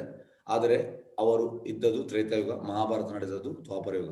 ಅದೇ ನಾವು ಹೇಳಿದಲ್ಲ, ಆ ತ್ರೇತಾಯುಗದಿಂದ ಇತ್ತು, ವಾಪಸ್ ಕೃಷ್ಣ ಭಗವದ್ಗೀತೆಯನ್ನು ವಾಪಸ್ ಹೇಳಿದಂಥದ್ದು ದ್ವಾಪರ ಯುಗದಲ್ಲಿ. ಎಸ್, ನೆಕ್ಸ್ಟ್ ಪ್ರಶ್ನೆ. Hare Krishna Prabhuji, does Satyayuga follow again after Kaliyuga? If so, Kaliyuga ಆದ ಕೂಡಲೇ ಸತ್ಯಯುಗ ಇಮಿಡಿಯೇಟ್. ನೆಕ್ಸ್ಟ್, ರುದ್ರದೇವರು ಎಂದರೆ ಶಿವ ಎಂದು ಕರೆಯುತ್ತೇವೆ, ಮಧ್ವ ಸಂಪ್ರದಾಯದಲ್ಲಿ ಹೇಳ್ತಾರೆ. ಇವಾಗ್ಲೇ ಹೇಳಿದ್ರಲ್ಲ ಪ್ರಭುಜಿ ನೀವು ಆನ್ಸರ್. ಎಸ್, ಬ್ರಹ್ಮನಿಗೆ ಆಯುಷ ಇರುತ್ತೆ, ಅವರು ಚೇಂಜ್ ಆಗುತ್ತಾರೆ. ಎಸ್, ಎಂತ ಉಂಟಂದ್ರೆ ಬ್ರಹ್ಮನಿಗೆ ಕೂಡ ಆಯುಷ ಉಂಟು. ಕೆಲವೊಮ್ಮೆ ಆ ಬ್ರಹ್ಮನ ಪೋಸ್ಟಿಗೆ ಸರಿಯಾದ ಜನ ಇಲ್ಲದಿದ್ರೆ ಸ್ವತಃ ಕೃಷ್ಣನೇ ಬ್ರಹ್ಮನ ಆ ರೋಲ್ ತೆಗಿತಾನೆ. ಅದರ ದೊಡ್ಡ ಹುದ್ದೆ, ಮಾಮೂಲಿ ಹುದ್ದೆ ಅಲ್ಲ ಅದು. ಎಲ್ಲ ಬ್ರಹ್ಮಾಂಡವನ್ನು ಇದು ಮಾಡುವಂತ ದೊಡ್ಡ ಹುದ್ದೆ. ಎಸ್. Okay,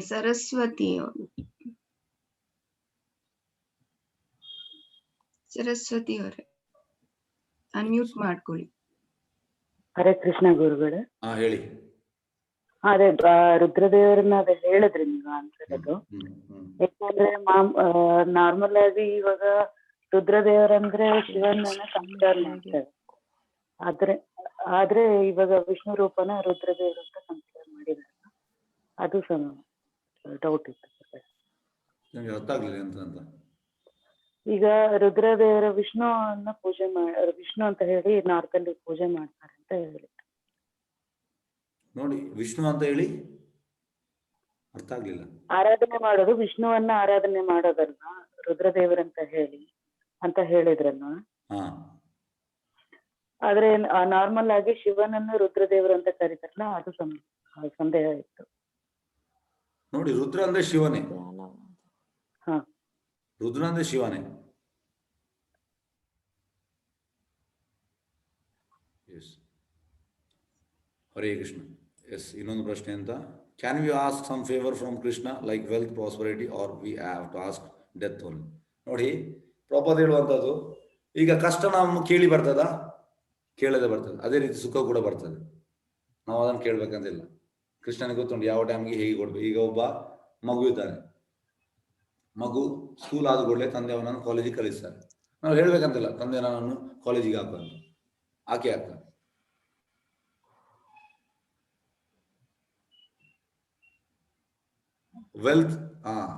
ವೆಲ್ತ್ ದೇವತೆ ಅಂತ ಕೇಳ್ಬೇಕಂತ. Can you ask from favour Krishna like wealth, prosperity, R we have to ask from ದೇವತ? ಇದಕ್ಕೆ ಶುಕಮುನಿ 2ನೇ ಸ್ಕಂದದಲ್ಲಿ ಒಂದು ಉಂಟು, ದಯವಿಟ್ಟು ಅದು ತಿಳಿಸ್ತೇನೆ.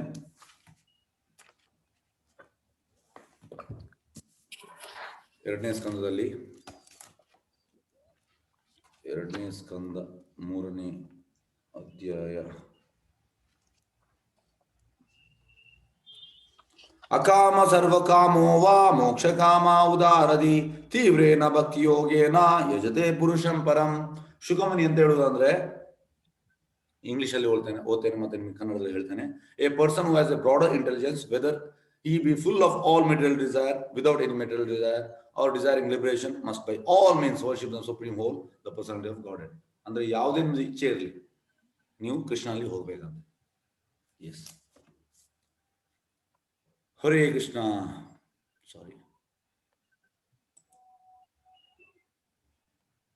ಎಸ್, ಯಾರ್ದ ಪ್ರಶ್ನೆ ಉಂಟಾ?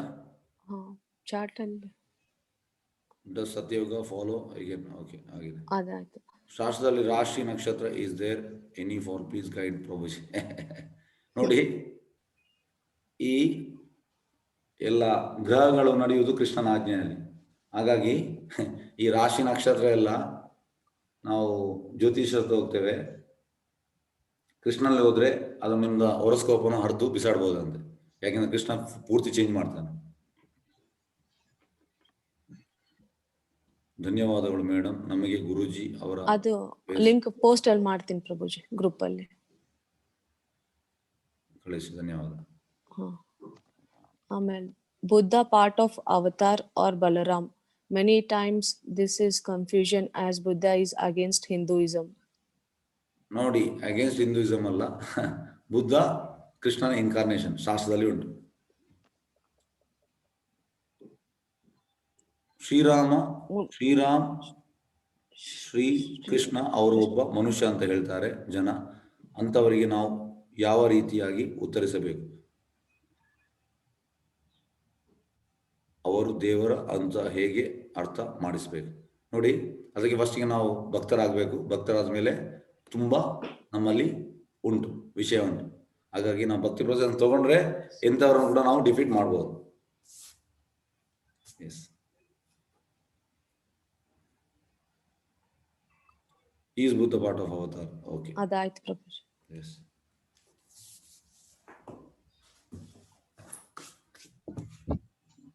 ಎಸ್, ಬೇರೆ ಯಾವ್ದು ಪ್ರಶ್ನೆ ಉಂಟಾ?